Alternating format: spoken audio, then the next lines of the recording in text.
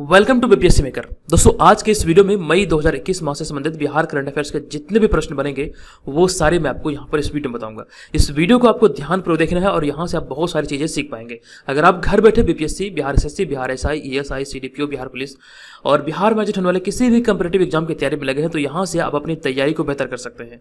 मैं आपको बता दूं कि डेली सुबह 7 बजे यहाँ पर बिहार करंट अफेयर्स और राष्ट्रीय अंतर्राष्ट्रीय घटनाओं से जितने भी करंट अफेयर्स बनते हैं वो चैनल पे अपलोड होते हैं विद एक्सप्लेनेशन। मैं सारी चीजें आपको बताता हूँ, तो अगर आप उस सीरीज से नहीं जुड़े तो जुड़ जाइए। हालांकि यहाँ पर हम जो बात करेंगे ये मई माह का पूरा होल मई मंथ का यहाँ पे करंट अफेयर्स मैं आपको बताने वाला हूँ, तो आप इस पूरे वीडियो को ध्यानपूर्वक देखिए, ठीक है। और यहाँ पर अगर हम इस वीडियो के पीडीएफ की बात करें तो यहाँ पर इस वीडियो के पीडीएफ के लिए आपको क्या करना है, आप यहाँ पे देख सकते हैं ये सारे पीडीएफ अभी हाल ही में रिसेंटली लॉन्च हुए हैं, तो सारे पीडीएफ का लिंक आपको इस वीडियो के डिस्क्रिप्शन में मिल जाएगा। आप वहां से इसे डाउनलोड कर सकते हैं, अन्यथा हमारे पेड ग्रुप को ज्वाइन करके भी ये सारे पीडीएफ को प्राप्त कर सकते हैं, ठीक है। ये ध्यान रखिएगा, जनवरी से लेकर के मई तक के जो करंट अफेयर्स बने हैं बिहार करंट अफेयर्स या फिर राष्ट्रीय और अंतर्राष्ट्रीय घटनाओं सहित, वो सारे पीडीएफ का लिंक आपको यहाँ पर इस वीडियो के डिस्क्रिप्शन में है, आप वहां पर जाइए इसे परचेज कर लीजिए। अब हम यहाँ पर आगे बढ़ेंगे और मई माह से संबंधित कुछ प्रमुख दिवस व तिथियां हैं वो सारी चीजें यहाँ पे देख लेते हैं, क्योंकि एग्जाम में जो प्रमुख दिवस तिथियां वो थीम वाला सेक्शन होता है, यहाँ से समझिए कि हर एग्जाम में एक प्रश्न पूछा जाता है, तो इसे नजरअंदाज नहीं किया जा सकता है, इसलिए यहाँ पर हम सारी चीजों को यहाँ पे देखेंगे एक एक करके। तो 1 मई को अंतर्राष्ट्रीय मजदूर दिवस मनाया जाता है प्रत्येक वर्ष। मई माह का जो पहला रविवार होता है वो विश्व हास्य दिवस के रूप में मनाया जाता है। 3 मई को विश्व प्रेस स्वतंत्रता दिवस के रूप में मनाया जाता है और इसका 2021 का विश्व प्रेस स्वतंत्रता दिवस का थीम है सूचना से जन कल्याण। 4 मई को अंतर्राष्ट्रीय अग्निशमन दिवस मनाया जाता है। 5 मई को विश्व मिडवाइफ दिवस और विश्व अस्थमा दिवस मनाया जाता है। विश्व मिडवाइफ दिवस का थीम है 2021 का follow the data invest in midwives. और जो विश्व अस्थमा दिवस 5 दिवस को मनाया गया, इसका भी थीम है अस्थमा की भ्रांति को उजागर करना। और इसके बाद 7 मई को विश्व एथलेटिक्स दिवस मनाया गया। 8 मई को विश्व रेड क्रॉस दिवस मनाया गया जिसका थीम था हम अजय हैं। और 8 मई को ही विश्व प्रवासी पक्षी दिवस मनाया गया जिसका थीम है 2021 का सिंग फ्लाई सोर लाइक अ बर्ड। अब यहाँ पर एक चीज याद रखिएगा, जो विश्व प्रवासी दिवस है ये मई माह के दूसरे शनिवार को मनाया जाता है और इस वर्ष जो पड़ा है ये 8 मई को पड़ा है, तो यहाँ पर आपको याद रखना ये अगले वर्ष बदल जाएगा। तो यहाँ पर अगला प्रश्न है, मतलब अगला है हमारा 9 मई को अंतर्राष्ट्रीय मदर्स डे मनाया गया। चलिए यहाँ पे आगे बढ़ते हैं और हमारा अगला है 11 मई। तो 11 मई को राष्ट्रीय प्रौद्योगिकी दिवस मनाया गया और इस वर्ष का राष्ट्रीय प्रौद्योगिकी दिवस का थीम है एक सतत भविष्य के लिए विज्ञान और प्रौद्योगिकी। 12 मई को अंतर्राष्ट्रीय नर्सिंग दिवस और 2021 का नर्सिंग दिवस का थीम है nurse a voice to lead a vision for future. 15 मई को अंतर्राष्ट्रीय परिवार दिवस और इस वर्ष का थीम है परिवार और नई तकनीक। 16 मई को अंतर्राष्ट्रीय प्रकाश दिवस और इसका थीम है 2021 का ट्रस्ट साइंस।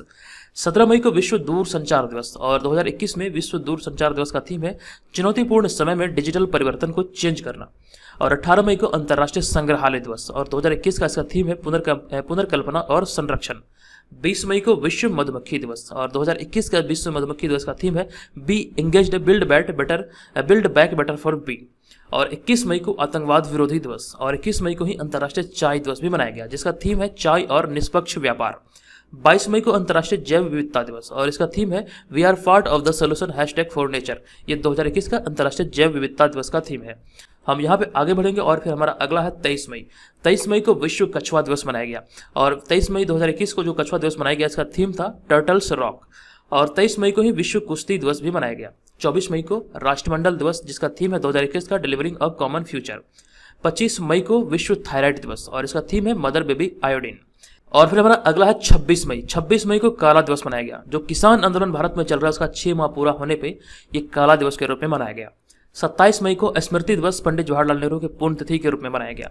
28 मई को मासिक धर्म स्वतंत्रता दिवस और इसका थीम है 2021 का मासिक धर्म स्वच्छता और स्वास्थ्य में कार्यवाही और निवेश। 29 मई को अंतर्राष्ट्रीय एवरेस्ट दिवस। 30 मई को हिंदी पत्रकारिता दिवस और फिर 31 मई को विश्व धूम्रपान निषेध दिवस मनाया गया। तो यहाँ से ये सारे प्रमुख दिवस और थीम को आपको यहाँ से याद रखना है, यहाँ से आपके प्रश्न एग्जाम में पूछे जा सकते हैं। हम यहाँ पे आगे बढ़ेंगे और आपको एक जानकारी पहले दे दूं कि इस चैनल के माध्यम से यहाँ पर रिसेंटली एक ई बुक लॉन्च किया गया है, आप यहाँ पे देख सकते हैं। इस ई बुक की विशेषता यह है कि इसमें विगत 28 वर्षों से बिहार में जितनी परीक्षा आयोजित हुई है उसके प्रश्नों को यहाँ पे शामिल किया गया है और ये बाइलिंगुअल है, यानी कि हिंदी और अंग्रेजी दोनों भाषाओं में यहाँ से आप अपनी तैयारी को बेहतर कर सकते हैं। और यहाँ पे मैं आपको बता दूं कि इसमें 2500 से अधिक प्रश्नों का संग्रह किया गया है। अब यहाँ पर आप एक चीज याद रखेंगे, जो प्रीवियस ईयर क्वेश्चन होता है वो आपके एग्जाम की रूपरेखा आपको बताता है, किस प्रकार से प्रीवियस ईयर में पिछले वर्षों में परीक्षा में प्रश्न पूछे गए हैं, वो सारी समझ आपको प्रीवियस ईयर क्वेश्चन से आता है, यानी क्वेश्चन बैंक से आता है। तो इसे ध्यान रखते हुए अभी हमारे द्वारा हमारे चैनल के माध्यम से ये ई बुक लॉन्च किया गया है, जिसका आप लोग भरपूर लाभ उठाइए। ये बहुत ही मेहनत के बाद तैयार किया गया। इस तरह के पीडीएफ आपको जल्दी मार्केट में नहीं मिलेंगे, तो ये ध्यान रखिएगा। लगभग सभी एग्जाम के प्रश्नों को इसमें शामिल किया गया है, जो आगामी सभी प्रतियोगी परीक्षाओं के दृष्टिकोण से महत्वपूर्ण हो सकते हैं। ठीक है, तो अगर आप इसे डाउनलोड करना चाहते हैं तो इसका लिंक आपको इस वीडियो के डिस्क्रिप्शन में दिया गया, आप वहां पर जाकर इसे डाउनलोड कर सकते हैं। अब हम यहाँ पर आगे बढ़ेंगे पहले प्रश्न की ओर। यहाँ पर मैं आपको बता दूं कि 357 नंबर तक प्रश्न मैं आपको ऑलरेडी बता चुका हूं। जो जनवरी, फरवरी, मार्च, अप्रैल, ये 4 माह का जो करंट अफेयर्स था, जो वीडियो अपलोड हुआ है जनवरी, फरवरी, मार्च और अप्रैल, ये यहाँ पर मैंने 357 प्रश्न जो कि बिहार करंट अफेयर्स का था, वो मैं आपको ऑलरेडी कवर कर चुका हूँ। अब यहाँ पे हम लोग जो देखेंगे ये 358 नंबर प्रश्न से देखेंगे। अब यहाँ पर मैं आपको एक जानकारी दे दूं कि यहाँ से आपको एक चीज को याद रखना है, वो ये चीज है कि यहाँ पर कुछ ऐसे प्रश्न होंगे, तथ्यात्मक प्रश्न, जिसमें खास करके आंकड़े वाले, जहां पर कुछ डेटा जो होगा वो समय के साथ पुराना हो चुका है। मतलब कहने का सीधा साधा तात्पर्य यह है कि जैसे कोरोना संक्रमण का बात आएगा या फिर कोई ब्लैक फंगस का बात आएगा, तो शुरुआती तौर पर जो बिहार में मतलब कि ब्लैक फंगस के मरीज मिले थे, उसके प्रश्नों को भी यहाँ पर सम्मिलित किया गया है। जैसे प्रश्न पूछा जाएगा कि बिहार में अभी हाल ही में कितने मतलब कि ब्लैक फंगस के मरीज मिले हैं, तो ये प्रश्न समय के साथ पुराना हो चुका है। तो ऐसे आपको 2 से 4 प्रश्न देखने को मिलेंगे, वो मैं आपको बता दूंगा कौन कौन से प्रश्न है। तो वो सारे प्रश्न यहाँ पर आप नेग्लेक्ट करके चलेंगे, उसको मतलब ध्यान में नहीं रखना है। ठीक है, ये ध्यान रखिएगा। चलिए अब यहाँ पे हम वीडियो में आते हैं। तो हमारा जो मतलब आज का पहला प्रश्न है, यानी कि 358 नंबर प्रश्न जो है, तो यहाँ से हम लोग स्टार्ट करते हैं। ठीक है, तो 358 नंबर प्रश्न है कि हाल ही में बिहार में कोरोना खतरे को देखते हुए मनरेगा में काम करने वाले कितने वर्ष से अधिक उम्र के लोगों को अब काम करने पर पाबंदी लगा दी गई है। तो यहां पर देखिए, इस प्रश्न का जो सही उत्तर होगा ये हो जाएगा हमारा ऑप्शन नंबर बी, यानी कि 60 वर्ष से अधिक उम्र के लोगों को, जो मतलब कि जिसकी उम्र जो 60 वर्ष से अधिक है, तो उन लोगों को मतलब कि मनरेगा में काम करने पर पाबंदी लगा दिया गया। अब यहाँ पर इस बारे में जानते हैं कि बिहार सरकार ने कोरोना के खतरे को देखते हुए मनरेगा में 60 वर्ष से अधिक उम्र के लोगों को अब काम करने पर पाबंदी लगा दी है। ये आपको ध्यान रखना है। इस तरह के जो प्रश्न होते हैं बहुत ज्यादा इंपॉर्टेंट होते हैं, आपसे प्रश्न पूछा जा सकता है। और इसके मतलब आगे लिखा गया, इसके साथ ही इससे कम उम्र के वैसे मजदूर को भी काम पर नहीं लगाया जाएगा जिसकी सेहत खराब हो। और वर्तमान में ग्रामीण विकास विभाग के प्रधान सचिव अरविंद चौधरी हैं। तो यहां से आपको याद रखना है 60 वर्ष से अधिक उम्र के लोगों का मतलब पाबंदी लगाया गया है, और साथ ही ऐसे लोग जो मतलब कि सेहत खराब है, जो बीमार चल रहे हैं, तो उन लोगों को भी यहाँ पाबंदी लगाया गया है। तो ऑप्शन नंबर बी यहाँ पर इस प्रश्न का सही उत्तर होगा। चलिए वीडियो में आगे बढ़ते हैं, और यहाँ पर अगला प्रश्न है हमारा कि हाल ही में बिहार में कोरोना संक्रमितों के लिए उपयोगी इंजेक्शन रेमडेसिविर की कितनी बॉयल बिहार पहुंची है। तो यहाँ पर इस प्रश्न का सही उत्तर होगा ऑप्शन नंबर बी, यानी कि 14,000 बॉयल जो है ये रेमडेसिविर का ये बिहार पहुंचा है विशेष विमान से। ऑप्शन नंबर सी यहाँ पर इस प्रश्न का सही उत्तर होगा। अब यहाँ पर आपको इसके बारे में बता दूं, केंद्र सरकार ने 19 राज्यों के लिए दिए गए आपूर्ति को मंजूरी के तहत हाल ही में बिहार के लिए 24,604 रेमडेसिविर की भी मंजूरी दी थी, और इसके तहत अभी हाल ही में 14,000 बॉयल रेमडेसिविर विशेष विमान से बिहार पहुंचा है। तो ये आपको याद रखना है कि 24,604 में से 14,000 अभी विशेष विमान से बिहार पहुंचा है। चलिए ये यहाँ पर आप याद रखिएगा। यहाँ पर मैं आपको एक जानकारी दे दूं कि अभी तक जनवरी से लेकर के अप्रैल वाला जो बिहार करंट अफेयर्स का सेपरेट वीडियो चैनल पे अपलोड हुआ है। आपने अगर नहीं देखा तो जाइए, वहाँ पर प्लेलिस्ट में वो वीडियो अपलोड है, वहाँ से आप देख सकते हैं। और साथ ही यहाँ पर ऊपर आई बटन पर भी वो वीडियो शो हो रहा हो, वहाँ पर भी क्लिक करके आप इसे देख सकते हैं। ठीक है, ये ध्यान रखिएगा। और यहाँ पर मैं आपको एक बात बता दूँ कि जितने वीडियो चैनल पर अपलोड होते हैं करंट अफेयर्स का, सभी का मतलब कि प्लेलिस्ट तैयार किया गया है। आप वहाँ पर जाकर एक एक करके सारे वीडियो को देख सकते हैं। ये निसंदेह ही आने वाले एग्जाम में आपकी मदद करेगा। अब हम यहाँ बढ़ते हैं अगले प्रश्न पे। हमारा अगला प्रश्न है 360 नंबर प्रश्न। हाल ही में बिहार सरकार गेहूं की सरकारी खरीद का लक्ष्य बढ़ाया है, और इसके तहत अब बिहार सरकार कितने लाख टन गेहूं खरीदेगी। तो यहाँ पर इस प्रश्न का जो राइट आंसर होगा 360 का ये हो जाएगा हमारा ऑप्शन नंबर ए, यानी कि 7 लाख टन इसका मतलब खरीद का मतलब कि दायरा को बढ़ाया गया है। ऑप्शन नंबर ए यहाँ पर इस प्रश्न का सही उत्तर होगा। अब यहाँ पर मैं आपको इसके बारे में बता दूं कि बिहार सरकार गेहूं खरीद का लक्ष्य पहले 1 लाख टन था। बिहार सरकार के जो गेहूं खरीद का लक्ष्य था वो पहले 1 लाख टन था, जो कि इसे बढ़ाकर अभी हाल ही में 7 लाख टन किया गया है मई 2021 में। ये याद रखिएगा। इस तरह के प्रश्न आपसे एग्जाम में पूछे जा सकते हैं, कोई भी परीक्षा हो, खास करके बिहार में होने वाले सभी परीक्षा में इस तरह के प्रश्न पूछे जाते हैं। और फिर यहाँ पे लिखा गया कि अब तक का यह सबसे बड़ा लक्ष्य होगा। और आगे की सहकारिता सचिव वंदना प्रियांशु ने हाल ही में इस खरीद की समीक्षा की और अधिकारियों को लक्ष्य के अनुसार खरीद का दिशा निर्देश दिया। तो यहाँ पर आपको ये आंकड़ा याद रखना है कि अभी हाल ही में ये दायरा को बढ़ा के 7 लाख टन किया गया है, जो कि पहले 1 लाख टन हुआ करता था गेहूं की खरीद का। तो ऑप्शन नंबर ए यहाँ पर इस प्रश्न का सही उत्तर होगा। अब यहाँ पे हम बढ़ते हैं अगले प्रश्न पे। हमारा अगला प्रश्न है कि हाल ही में अप्रैल के अंतिम सप्ताह में बिहार के कितने जिलों में भूकंप के झटके महसूस किए गए थे। हालांकि यह प्रश्न उतना इंपॉर्टेंट नहीं है, लेकिन ये बिहार करंट अफेयर्स में शामिल है, तो इसके बारे में जानते हैं। इस प्रश्न का जो सही उत्तर होगा ये होगा ऑप्शन नंबर बी, बिहार के 3 जिलों में। अब यहाँ पे देखते हैं हाल ही में बिहार के 3 जिलों जिनमें मुंगेर, किशनगंज तथा सुपौल में भूकंप के झटके महसूस किए गए थे और इस भूकंप की रिक्टर स्केल पर तीव्रता 6.4 बताई गई थी और तथा भूकंप का केंद्र असम के सोनितपुर बताया गया था। ये आपको ध्यान रखना है। और भूकंप का प्रभाव असम सहित उत्तर बंगाल में भी महसूस किया गया था।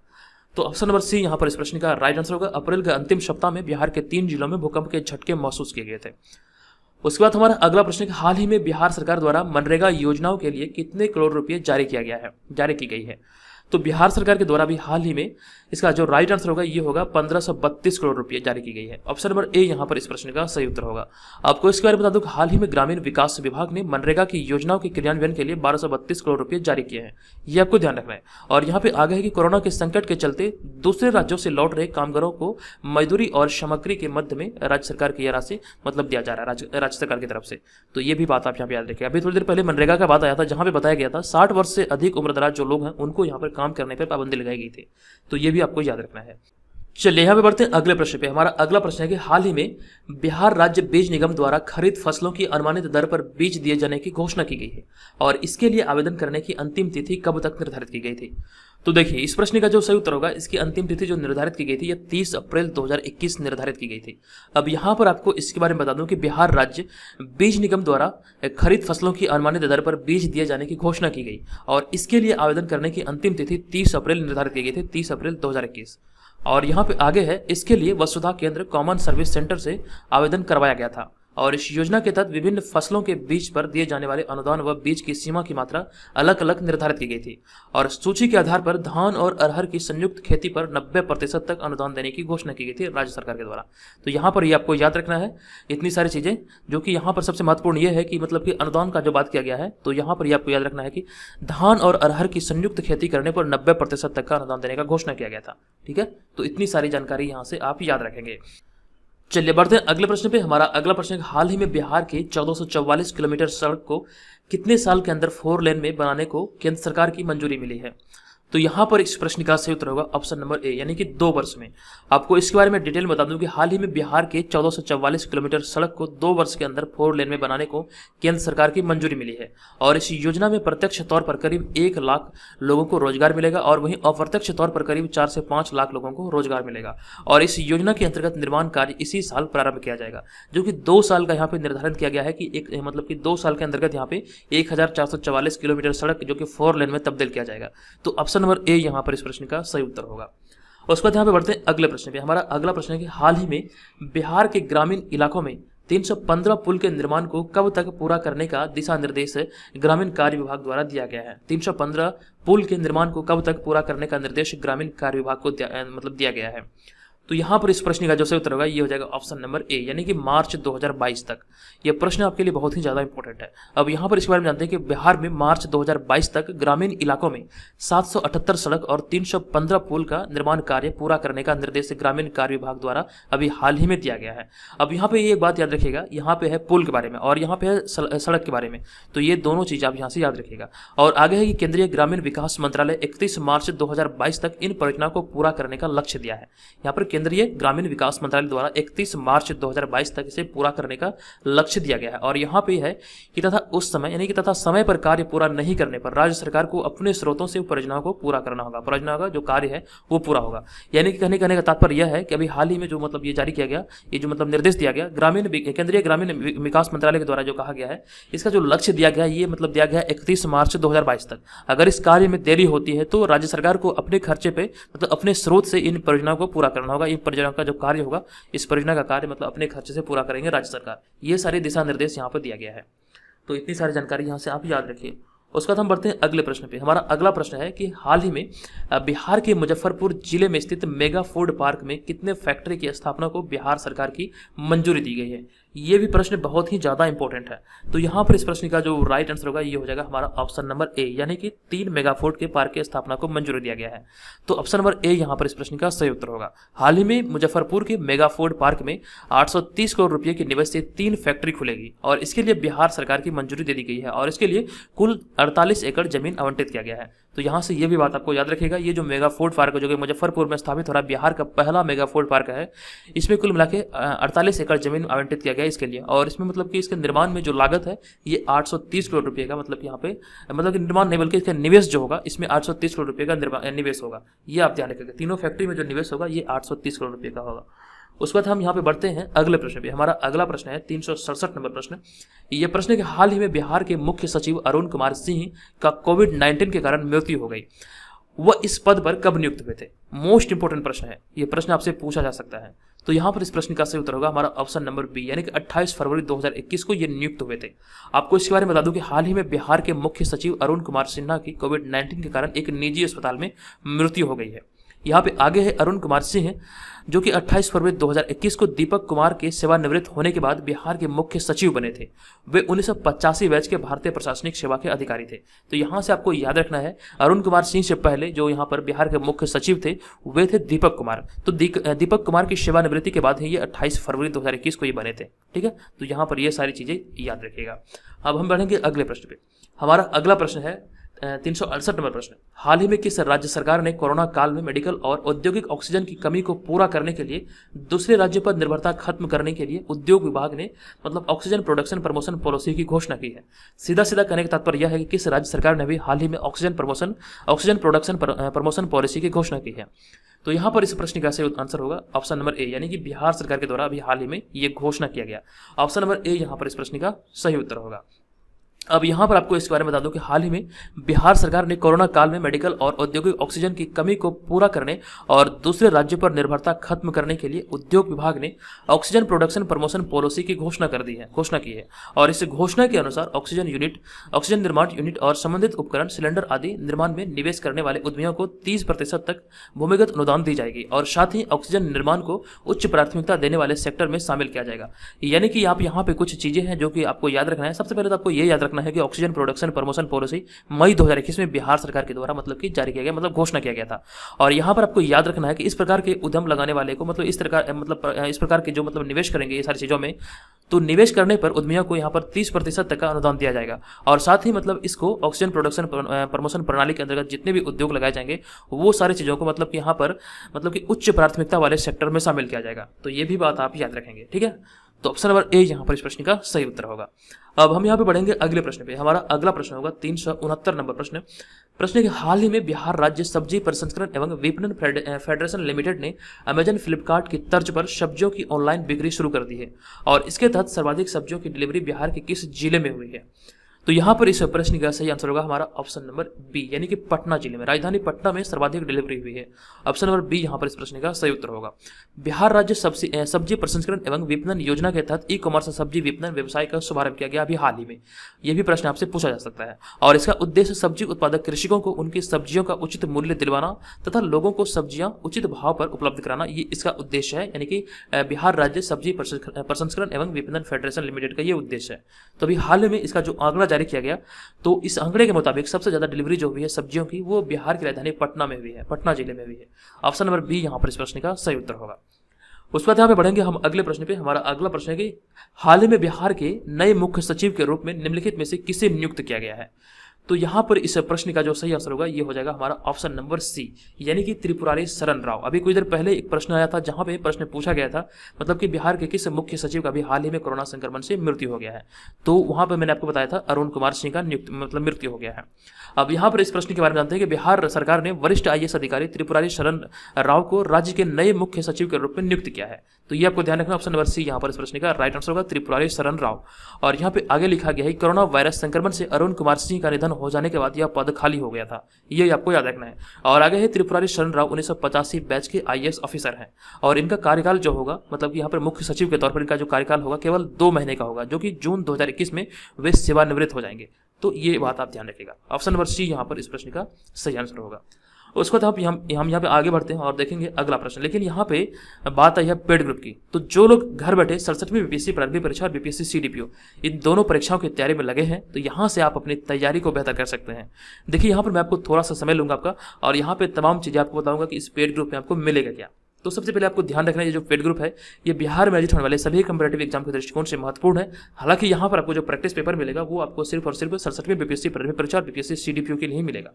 अब यहाँ पर आपको मिलेगा क्या क्या, तो यहाँ पर आपको 50 प्रैक्टिस पेपर मिलेगा, ठीक है। और ये सारे के सारे जो होंगे ये फुल लेंथ प्रैक्टिस पेपर होंगे और इसमें विथ एक्सप्लेनेशन चीज़ों को मतलब ऐड किया गया है। ये आपके लिए बहुत ही ज़्यादा उपयोगी होगा। सभी प्रश्नों का समग्र विश्लेषण इसमें देखने को मिलेगा। और इसके अंतर्गत आपको इस पेड ग्रुप के अंतर्गत आपको यहाँ पर मतलब कि बिहार करंट अफेयर्स की जो एक वर्ष की मतलब की तैयारी होगी वो आपको यहाँ पे करवाया जाएगा। एक वर्ष का आपको यहाँ पे पीडीएफ मिलेगा जो कि आपको डेली और मतलब कि मंथली पीडीएफ यहाँ पे आपको प्रोवाइड करा जाता है। और इसके तहत आपको बिहार मतलब कि जीके की जो है तैयारी वो संपूर्ण तैयारी हो जाएगी यहाँ पर अगर आप इस पेड ग्रुप को ज्वाइन करते हैं। तो यहाँ पर आपको 2 पीडीएफ मिलेगा जो कि बहुत ही अच्छी क्वालिटी का होगा, जिससे आपकी तैयारी बेहतर हो जाएगी। और इसके तहत आपको बीपीएससी का प्रीवियस ईयर क्वेश्चन भी मिलेगा और 2020 वाला जो वार्षिकांक है करंट अफेयर्स का वो भी मिलेगा और इतिहास के कुछ पीडीएफ है वो भी आपको यहाँ पे प्रोवाइड किए जाएंगे।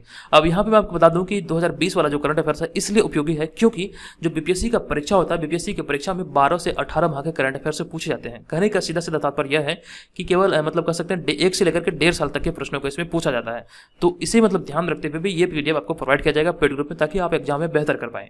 अगर आप इसे ज्वाइन करने के इच्छुक हैं तो यहाँ पर आपको इस व्हाट्सअप नंबर पे मैसेज करना है। ध्यान रहे आपको कॉल नहीं करना है बल्कि मैसेज करना है। और मैसेज करते समय आपको ये ध्यान रखना है कि प्री 21 लिख के आपको मैसेज करना है, ठीक है। तो इसका जो एक वर्ष का जो फी है ये है 399 रुपये, ठीक है। इसे आप इसे ज्वाइन कर सकते हैं यहाँ से 399 रुपये पे करके, और ये 1 टाइम पेमेंट होगा। और ऑलरेडी बहुत सारे मेंबर लगभग 1000 से अधिक मेंबर से ज्वाइन कर चुके हैं, तो आप भी इसे ज्वाइन कर सकते हैं। चलिए अब बढ़ते हैं अगले प्रश्न में। हमारा अगला प्रश्न है 371 नंबर प्रश्न कि हाल ही में बिहार सरकार ने ऑक्सीजन की कमी को पूरा करने तथा दूसरे राज्य पर निर्भरता समाप्त करने के लिए ऑक्सीजन प्रोडक्शन प्रमोशन पॉलिसी की घोषणा की है और इसके तहत ऑक्सीजन प्लांट लगाने पर कितने प्रतिशत की सब्सिडी दी जाएगी। अभी मैंने कुछ देर पहले आपको ये प्रश्न बताया था कि अभी हाल में बिहार सरकार के द्वारा ये ऑक्सीजन प्रोडक्शन प्रमोशन पॉलिसी का मतलब घोषणा किया गया है। तो यहाँ पर इसके तहत ऑक्सीजन प्लांट लगाने पर जो मतलब सब्सिडी दिया जाएगा ये कितने प्रतिशत दिया जाएगा, ये प्रश्न पूछा जा रहा है। तो इसका राइट आंसर होगा 30% का यहाँ पर सब्सिडी दिया जाएगा। ऑप्शन नंबर बी यहाँ पर इस प्रश्न का सही उत्तर होगा। आपको इसके बारे में बता दूं कि हाल ही में बिहार सरकार ने ऑक्सीजन प्लांट लगाने पर 30% सब्सिडी देने की घोषणा की है।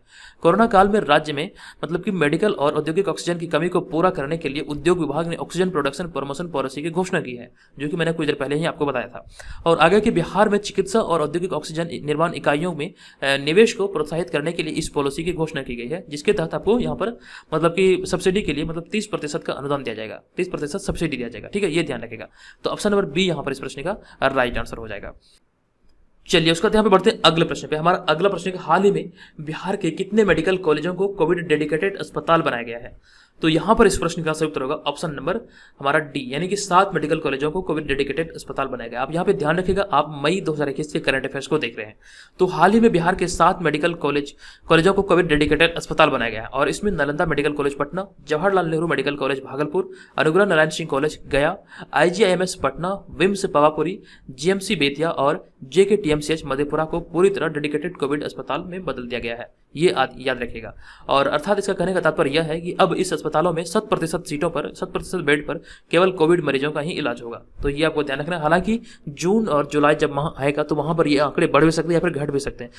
उसके बाद हमारा अगला प्रश्न है कि हाल ही में बिहार के किस जिले से उड़ीसा के झरसुगुडा के लिए हवाई सेवा शुरू की गई है।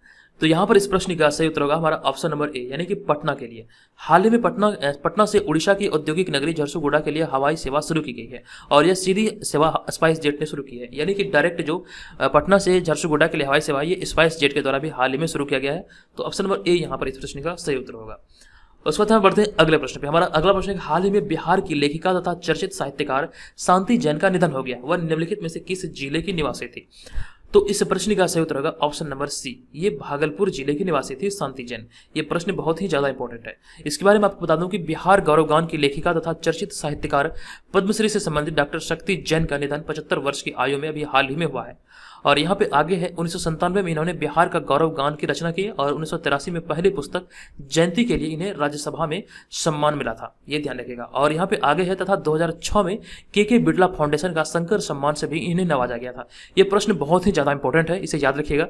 और इसका जो सही आंसर होगा ये मतलब शांति जैन का जो संबंध है ये भागलपुर जिले से है, ये भागलपुर जिले की रहने वाली थी। यहाँ पे कुछ जो पुरस्कार से संबंधित चीजें हैं ये आपसे एग्जाम में पूछा जा सकता है। तो इसे आपको याद रखना है। उसके बाद यहाँ पे बढ़ते हैं अगले प्रश्न पे। हमारा अगला प्रश्न 75वां प्रश्न है, 375 नंबर प्रश्न। हाल ही में बिहार सरकार ने कोरोना की बढ़ती संक्रमण के मद्देनजर रखते हुए कितनी ऑक्सीजन कंसंट्रेटर की खरीद की घोषणा की है? तो यहाँ पर इस प्रश्न का सही आंसर होगा ऑप्शन नंबर बी, यानी कि 500 ऑक्सीजन कंसंट्रेटर की खरीद की घोषणा की है। ऑप्शन नंबर बी यहाँ पर इस प्रश्न का सही उत्तर होगा। हाल ही में कोरोना के बढ़ते संक्रमण के मद्देनजर राज्य सरकार छोटी बड़ी सभी प्रकार के मशीनों और उपकरणों को जुटाने में लगी है और राज्य सरकार मरीजों की आवश्यकता को देखते हुए 500 ऑक्सीजन कंसंट्रेटर की खरीद की घोषणा की है। ये आपको याद रखना है। और राज्य में 3650 ऑक्सीजन कंसंट्रेटर अभी वर्तमान में है, ये आपको ध्यान रखना है। और यहाँ पे आगे है कि ऑक्सीजन कंसंट्रेटर का उपयोग मरीजों को ऑक्सीजन देने में होता है। यह मशीन हवा से ऑक्सीजन प्राप्त कर उन्हें मरीजों तक पहुंचाता है। देखिए, ऑक्सीजन कंसंट्रेटर होता यह है कि मतलब जो मरीज होते हैं, कोरोना से संक्रमित जो मरीज हैं, वो मतलब कि हवा से ऑक्सीजन को लेने में असमर्थ हो जाते हैं। उसकी इम्यूनिटी इतनी कमजोर हो जाती है, वो मतलब कि हवा में ऑक्सीजन को पहचान कर मतलब अपने शरीर में खींच नहीं पाते हैं, वो फेफड़ा तक ऑक्सीजन को नहीं पहुंचा पाते हैं। तो ऑक्सीजन कंसंट्रेटर जो होता है ये पर्सनल मतलब कि यूज के लिए होता है, तो मरीज इसका इस्तेमाल करते हैं। और ये मशीन का कार्य होता है कि हवा से मतलब कि ऑक्सीजन की मात्रा को मतलब प्राप्त करना और मरीज के फेफड़े तक पहुंचाना, ये इसका कार्य होता है। तो ये ध्यान रखेगा। अभी हाल ही में बिहार सरकार की जो घोषणा किया गया है, ये 500 ऑक्सीजन कंसंट्रेटर की खरीद की घोषणा किया गया है। तो ऑप्शन नंबर बी यहाँ पे इस प्रश्न का सही उत्तर होगा।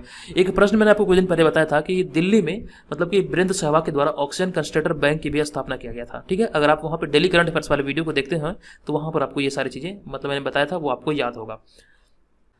चलिए बढ़ते हैं अगले प्रश्न पे। हमारा अगला प्रश्न है कि हाल ही में बिहार में जल जीवन हरियाली दिवस कब मनाया गया?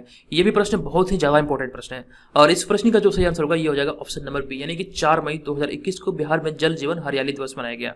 अब यहाँ पर आपको इसके बारे में बता दूं कि हाल ही में कोरोना के बढ़ते संक्रमण को देखते हुए राज्य भर में जल जीवन हरियाली दिवस का आयोजन वर्चुअल रूप में किया गया था, जो कि 4 मई 2021 को किया गया। और इस आयोजन के दौरान सार्वजनिक रूप में सभी चापाकलों के किनारे सोखता तथा अन्य जल संचयनों पर चर्चा की गई, ताकि राज्य में जल संरक्षण को लेकर आगे दिशा निर्देश मतलब दिया जा सके। तो ये भी हाल ही में जल जीवन हरियाली दिवस जो मनाया गया, ये 4 मई 2021 को मनाया गया। और यहाँ पर आपको याद रखना है कि इस दिवस के अवसर पर जो मतलब कि सार्वजनिक क्षेत्र पर जितने भी चापाकल हैं तो उसके किनारे शोकता तथा अन्य जल संरक्षण के बारे में चर्चा किया गया। तो ऑप्शन नंबर सी यहाँ पर इसका राइट आंसर होगा। चलिए बढ़ते हैं अगले प्रश्न पे। हमारा अगला प्रश्न है कि हाल ही में बिहार सरकार ने विधायक फंड से कितने करोड़ की राशि कोरोना से जंग के लिए खर्च करने की घोषणा की है? तो इस प्रश्न का सही आंसर होगा ऑप्शन नंबर ए, यानी कि 636 करोड़ रुपए मतलब कि इसके लिए खर्च किए जाने का घोषणा किया गया है। अब आपको इसके बारे में बता दूं कि राज्य में कोरोना संक्रमण को देखते हुए चालू वित्तीय वर्ष 2021-22 में मतलब मुख्यमंत्री क्षेत्र विकास योजना में विधायकों व विधान पार्षदों को मिलने वाली राशि में 2-2 करोड़ रुपए की कटौती कर दी गई है। और वर्तमान में सभी विधायकों और विधान परिषद उप मुख्यमंत्री क्षेत्र विकास योजना के तहत सालाना 3-3 करोड़ रुपए मिलते हैं, जिसके तहत यहाँ पे जो बातें कही गई है इसमें जो कुल खर्च किया जाएगा मतलब कि 636 करोड़ रुपए इसमें इस योजना में खर्च किया जाएगा। ठीक है, तो ये आपको ध्यान रखना है। तो ऑप्शन नंबर ए यहाँ पर इस प्रश्न का सही आंसर होगा। अब हम यहाँ पे बढ़ेंगे अगले प्रश्न पे। हमारा अगला प्रश्न है कि बिहार में अब 16 टन की जगह प्रतिदिन कितने टन तरल ऑक्सीजन की आपूर्ति की जाएगी? तो यहाँ पर इस प्रश्न का सही आंसर होगा 378 का। इसका राइट आंसर है ऑप्शन नंबर बी, यानी कि 110 टन। ऑप्शन नंबर बी यहाँ पर इस प्रश्न का सही उत्तर होगा। आपको इसके बारे में बता दूं कि तरल मेडिकल ऑक्सीजन की आपूर्ति की स्थिति बिहार में प्रतिदिन लगभग 110 मीट्रिक टन हो चुकी है। उद्योग विभाग की मॉनिटरिंग सेल से मिली जानकारी के अनुसार 15 अप्रैल को 16 टन एमएलओ की पूर्ति हुई थी। एमएलओ मतलब कहने का मतलब तरल मेडिकल ऑक्सीजन, ठीक है, ये ध्यान रखिएगा। और जो कि अब बढ़कर 110 टन हो गई है। और इसके अतिरिक्त बिहार में एयर सस्पेंशन बल्कि एयर सेपरेशन यूनिट से 34 टन ऑक्सीजन का भी उत्पादन किया जा रहा है। तो ये भी बात आपको याद रखना है, यहाँ से आपके प्रश्न बन सकते हैं। नेक्स्ट प्रश्न होगा हमारा कि हाल ही में बिहार के किस जिले में मिट्टी खुदाई के मतलब दौरान हरिहर की प्राचीन मूर्ति मिली है? इस प्रश्न का सही उत्तर होगा ऑप्शन नंबर सी, यानी कि दरभंगा जिले में। आपको इसके बारे में बता दूं कि हाल ही में बिहार के दरभंगा जिले के मनिगाछी थाना स्थित मकरंदा गांव से खुदाई के दौरान हरिहर की प्राचीन मूर्ति मिली है। यह मूर्ति 13वीं सदी की है और यह ग्रेनाइट पत्थर की बनी हुई है। तो आपको ध्यान रखना, ये मतलब कि दरभंगा जिले के मनिगाछी थाना अंतर्गत मकरंदा गांव से मिली है। तो ऑप्शन नंबर सी यहाँ पर इस प्रश्न का सही उत्तर होगा। यह हरिहर की बहुत ही प्राचीन मूर्ति है। और उसके बाद यहाँ पे बढ़ते हैं अगले प्रश्न पे। हमारा अगला प्रश्न है कि हाल ही में बिहार के किस संस्थान द्वारा विकसित सॉफ्टवेयर की मदद से 2 सेकंड में कोविड संक्रमण का पता लगाया जा सकता है? इस प्रश्न का सही उत्तर होगा ऑप्शन नंबर डी, यानी कि आईआईटी भागलपुर द्वारा यह विकसित किया गया है। ऑप्शन नंबर डी यहाँ पर इस प्रश्न का सही आंसर होगा। आपको इसके बारे में बता दूं कि हाल ही में Indian institute of information technology Bhagalpur के छात्रों ने एक ऐसा सॉफ्टवेयर विकसित किया है जिससे 2 सेकंड में कोविड संक्रमण की पहचान हो सकती है कि वह पॉजिटिव है या फिर नेगेटिव। ये आपको ध्यान रखना, आईआईटी भागलपुर के छात्रों के द्वारा भी हाल ही में इसे विकसित किया गया है। और यहाँ पे आगे यह सॉफ्टवेयर मरीजों के छाती के एक्सरे और सीटी स्कैन रिपोर्ट को देखकर महज 2 सेकंड में पॉजिटिव या नेगेटिव का पता लगा सकता है या फिर लगाया जा सकता है। यह दुनिया का पहला पहला सॉफ्टवेयर है जो एक्सरे और सिटी स्कैन की मतलब रीडिंग कर कोविड का पता लगाता है। तो ये आपको ध्यान रखना, इसका जो मतलब अभी विकसित किया गया, ये IIT भागलपुर के छात्रों के द्वारा किया गया है। चलिए अब यहाँ पे बढ़ते हैं हम अगले प्रश्न पे। हमारा अगला प्रश्न है कि हाल ही में बिहार के पटना में कोरोना के बढ़ते मरीजों की संख्या को देखते हुए निजी अस्पतालों में कोरोना मरीजों के इलाज की अनुमति दे दी गई है, और इसके लिए जिला अधिकारियों ने कितनी सदस्य कमेटी का गठन किया है? तो यहाँ पर इस प्रश्न का जो सही आंसर होगा ये हो जाएगा 3 सदस्यीय कमेटी का गठन किया गया। ऑप्शन नंबर बी यहाँ पर इस प्रश्न का सही उत्तर होगा। अब आपको इसके बारे में बता दूं, यहाँ पे देखिए गलती से सी लिखा गया है, ये ऑप्शन नंबर बी इस प्रश्न का राइट आंसर होगा। ये आपको ध्यान रखना, ऑप्शन नंबर बी इस प्रश्न का सही उत्तर होगा। तो हाल ही में बिहार के पटना में कोरोना के बढ़ते मरीजों की संख्या को देखते हुए निजी अस्पतालों को भी कोरोना मरीजों के इलाज की अनुमति देने की घोषणा की गई है, और इसके लिए जिला अधिकारी ने 3 सदस्य की एक मतलब कमेटी का गठन किया है, और यह कमेटी निजी अस्पतालों में बेड की स्थिति, ICU चिकित्सा आदि की पूरी जानकारी लेने के बाद इलाज की इजाजत देगी। तो ये आपको ध्यान रखना, अभी हाल ही में 3 सदस्यीय कमेटी का गठन किया गया है। ऑप्शन नंबर बी यहाँ पर इस प्रश्न का राइट आंसर होगा। ये सारी बातें पटना जिला के लिए कही जा रही है। उसका ध्यान में बढ़ते हैं अगले प्रश्न पे। हमारा अगला प्रश्न है कि हाल ही में बिहार सरकार ने कितने किलोग्राम मुफ्त अनाज देने की घोषणा की है? तो इस प्रश्न का सही आंसर होगा 5 किलोग्राम, यानी कि ऑप्शन नंबर बी यहाँ पर इस प्रश्न का सही उत्तर होगा। अब यहाँ पर आपको बता दूं कि हाल ही में बिहार सरकार ने राज्य में 8.71 लाख लाभुकों को नए मतलब मई महीने में 10 किलोग्राम अनाज देने की घोषणा की है, और इसमें 5 किलोग्राम अनाज जो होगा वो केंद्र सरकार तथा 5 किलोग्राम अनाज राज्य सरकार के द्वारा दिया जाएगा। तो प्रत्येक आदमी को ये दिया जाएगा, तो ये आपको ध्यान रखना है। तो ऑप्शन नंबर बी यहाँ पर इस प्रश्न का राइट आंसर होगा। बिहार सरकार के द्वारा पर आदमी 5 किलोग्राम अनाज की घोषणा किया गया, जिसमें कि मतलब कुल मिलाकर 10 किलोग्राम है, जिसमें 5 किलोग्राम केंद्र सरकार और 5 किलोग्राम राज्य सरकार के तहत दिया जाएगा। उसके बाद यहाँ पे बढ़ते हैं अगले प्रश्न पे। हमारा अगला प्रश्न है कि बिहार में राष्ट्रीय राजमार्ग प्राधिकरण यानी कि NHA कितने जगहों पर मेडिकल ऑक्सीजन प्लांट लगाने जा रहा है? तो राष्ट्रीय राजमार्ग प्राधिकरण के द्वारा भी हाल में घोषणा किया गया, और इसके तहत 15 जगहों पर ये ऑक्सीजन प्लांट लगाने की घोषणा की गई है। ऑप्शन नंबर सी यहाँ पर इस प्रश्न का राइट आंसर होगा। आपको बता दूं कि राष्ट्रीय राजमार्ग प्राधिकरण यानी कि NHA अखिल भारतीय मतलब कि कार्यक्रम के तहत इन प्लांटों को लगाएगी, और एक प्लांट की जो न्यूनतम क्षमता होगी ये 960 लीटर प्रति मिनट की होगी, और यह वातावरण से सीधे ऑक्सीजन लेकर PSC टेक्नोलॉजी के माध्यम से ऑक्सीजन तैयार करेगी। ये आपको ध्यान रखना है। इसमें जो क्षमता होगा प्रति ऑक्सीजन प्लांट की ये 960 लीटर ऑक्सीजन प्रति मिनट इसका क्षमता होगा, और प्लांट से पाइपलाइन के माध्यम से मतलब कि अस्पताल के अंदर ऑक्सीजन की सप्लाई की जाएगी। तो ये भी बात आपको याद रखना है। ये अभी हाल ही में राष्ट्रीय राजमार्ग प्राधिकरण के द्वारा ये भी हाल ही में मतलब कि घोषणा किया गया, जो कि 15 जगहों पर ये प्लांट लगाया जाएगा। चलिए अभी हमें बढ़ते हैं अगले प्रश्न पे। हमारा अगला प्रश्न है कि हाल ही में बिहार सरकार ने कितने नगर निकायों में एक जैसे कार्यालय बनाने की घोषणा की है? तो अभी हाल ही में बिहार सरकार के द्वारा नगर निकायों में 117 कार्यालय एक जैसे बनाने की घोषणा की गई। ऑप्शन नंबर बी यहाँ पर इस प्रश्न का सही आंसर होगा। अब यहाँ पर आपको इसके बारे में बता दूं कि बिहार में नवसृजित 117 नगर निकायों में एक समान भवन बनाए जाएंगे, और इसमें अध्यक्ष उपाध्यक्ष से लेकर कार्यपालक पदाधिकारी का नंबर भी होगा, और इसके अलावा अन्य मतलब जन सुविधा केंद्र के काउंटर से लेकर के नगर निकाय कार्यालय की आवश्यक जगह भी इसमें उपलब्ध होंगे। तो ये भी आपको ध्यान रखना है। तो इसका जो सही आंसर होगा ये होगा हमारा ऑप्शन नंबर बी, यानी कि 117 नगर निकायों में मतलब एक जैसे कार्यालय बनाने की घोषणा की गई है। और उसके बाद यहाँ बढ़ते हैं अगले प्रश्न पे। हमारा अगला प्रश्न हाल ही में बिहार के प्रख्यात चिकित्सक पद्मश्री डॉक्टर मदन मोहन मिश्र का निधन हो गया। वह मूल रूप से बिहार के किस जिले के निवासी थे? तो इस प्रश्न का जो सही आंसर होगा ये हो जाएगा हमारा ऑप्शन नंबर डी, यानी कि मधुबनी जिला के रहने वाले थे। अब यहाँ पर आपको बता दूं कि हाल ही में 83 वर्ष की उम्र में प्रख्यात चिकित्सक डॉक्टर मोहन मिश्र का निधन हो गया है। कालाजार पर शोध के लिए उन्हें वर्ष 2016 में पद्मश्री से अलंकृत किया गया था। इस तरह के प्रश्न बहुत ही ज्यादा इंपॉर्टेंट होते हैं। जो भी बिहार के प्रमुख व्यक्तित्व होते हैं उनके बारे में प्रश्न पूछा जाता है। प्रश्न आपसे ऐसे भी पूछा जा सकता है कि डॉक्टर मोहन मिश्र का भी हाल में निधन हुआ, वो किस क्षेत्र से संबंधित थे, या फिर उन्हें कब पद्मश्री से अलंकृत किया गया था, पद्मश्री से सम्मानित किया गया था। तो प्रश्न को बहुत प्रकार से पूछा जा सकता है, ध्यान रखिएगा। तो भी हाल ही में इनका निधन हुआ 83 वर्ष की उम्र में, और कालाजार पर शोध के लिए इन्हें वर्ष 2016 में पद्मश्री से सम्मानित किया गया था। और यहाँ पे आगे लिखा गया, इसके अलावा डॉक्टर मोहन मिश्र ने ब्राह्मी के पौधे से भूलने की बीमारी की दवा का भी खोज किया था। उनकी इस रिसर्च को ब्रिटिश जर्नल में भी जगह दी गई थी, और साथ ही उनका यह खोज वर्ल्ड हेल्थ ऑर्गेनाइजेशन यानी कि WHO में भी पंजीकृत किया गया है। ये भी बात आप ध्यान रखिएगा। तो ऑप्शन नंबर डी यहाँ पर इस प्रश्न का सही आंसर होगा।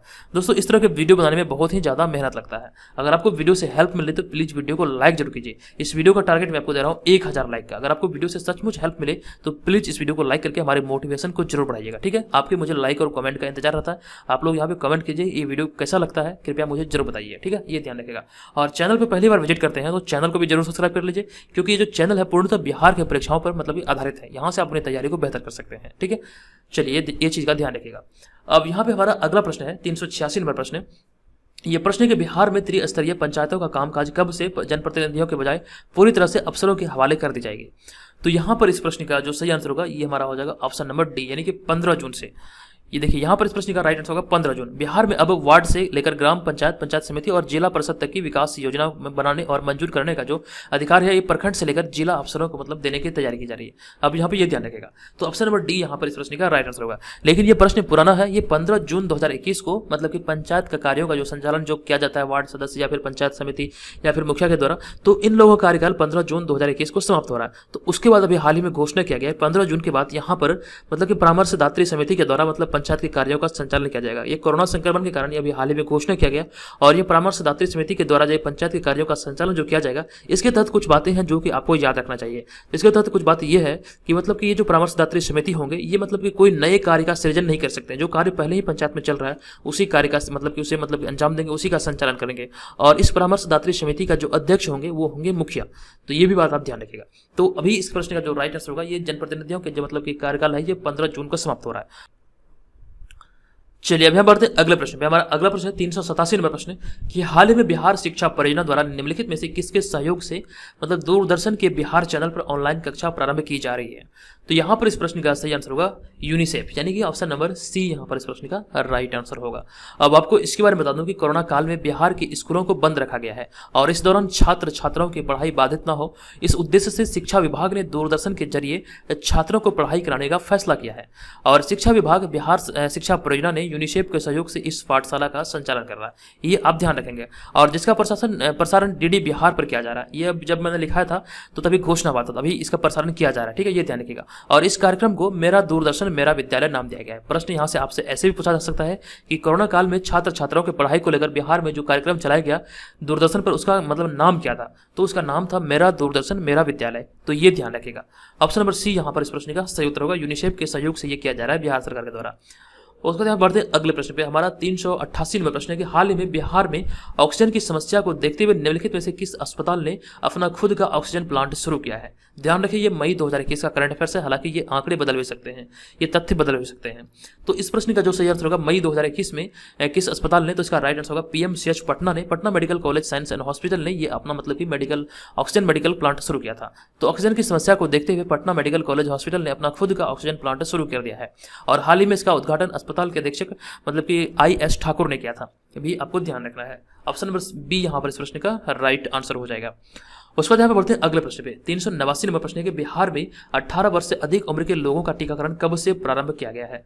तो यहाँ पर इस प्रश्न का राइट आंसर होगा ऑप्शन नंबर बी, 9 मई से प्रारंभ किया गया। हालांकि ये 1 मई से प्रारंभ होने वाला था, लेकिन ये डेट बढ़ा के 9 मई कर दिया गया।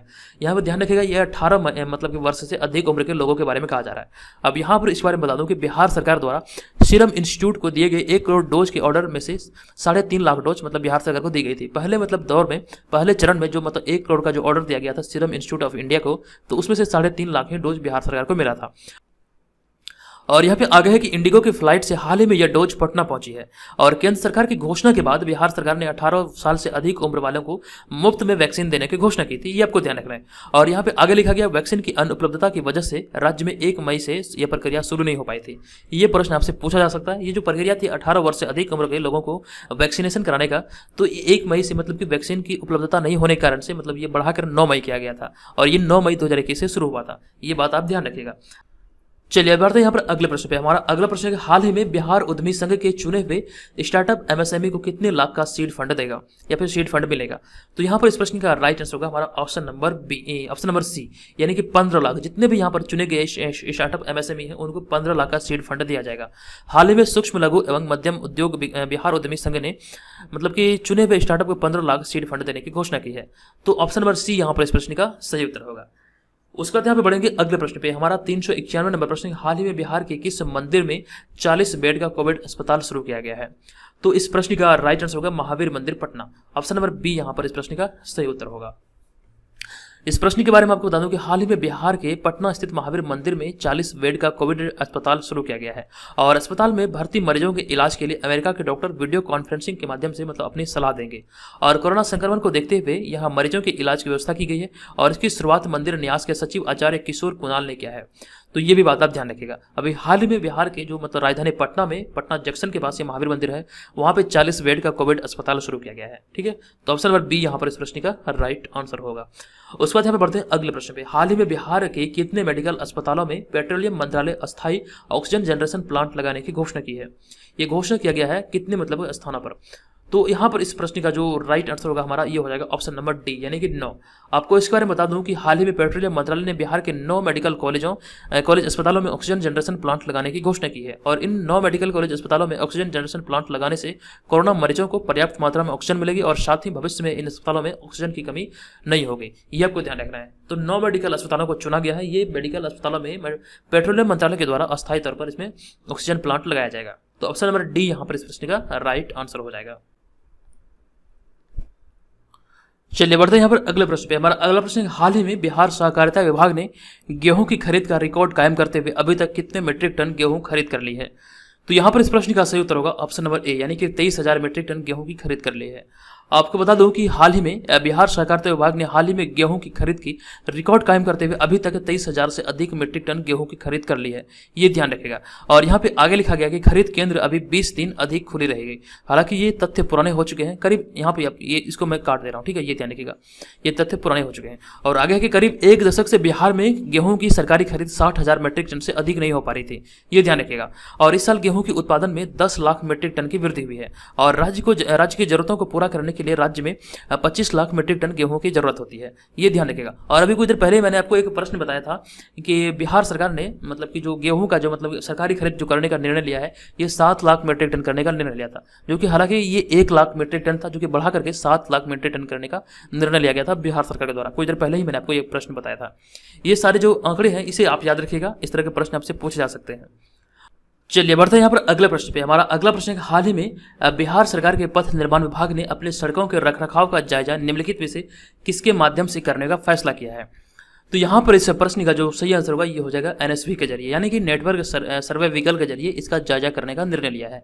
आपको इसके बारे में बता दूं कि हाल ही में बिहार सरकार के पथ निर्माण विभाग ने अपने सड़कों का रखरखाव का जायजा नेटवर्क सर्वे व्हीकल यानी कि एनएसवी के माध्यम से करने का निर्णय लिया है।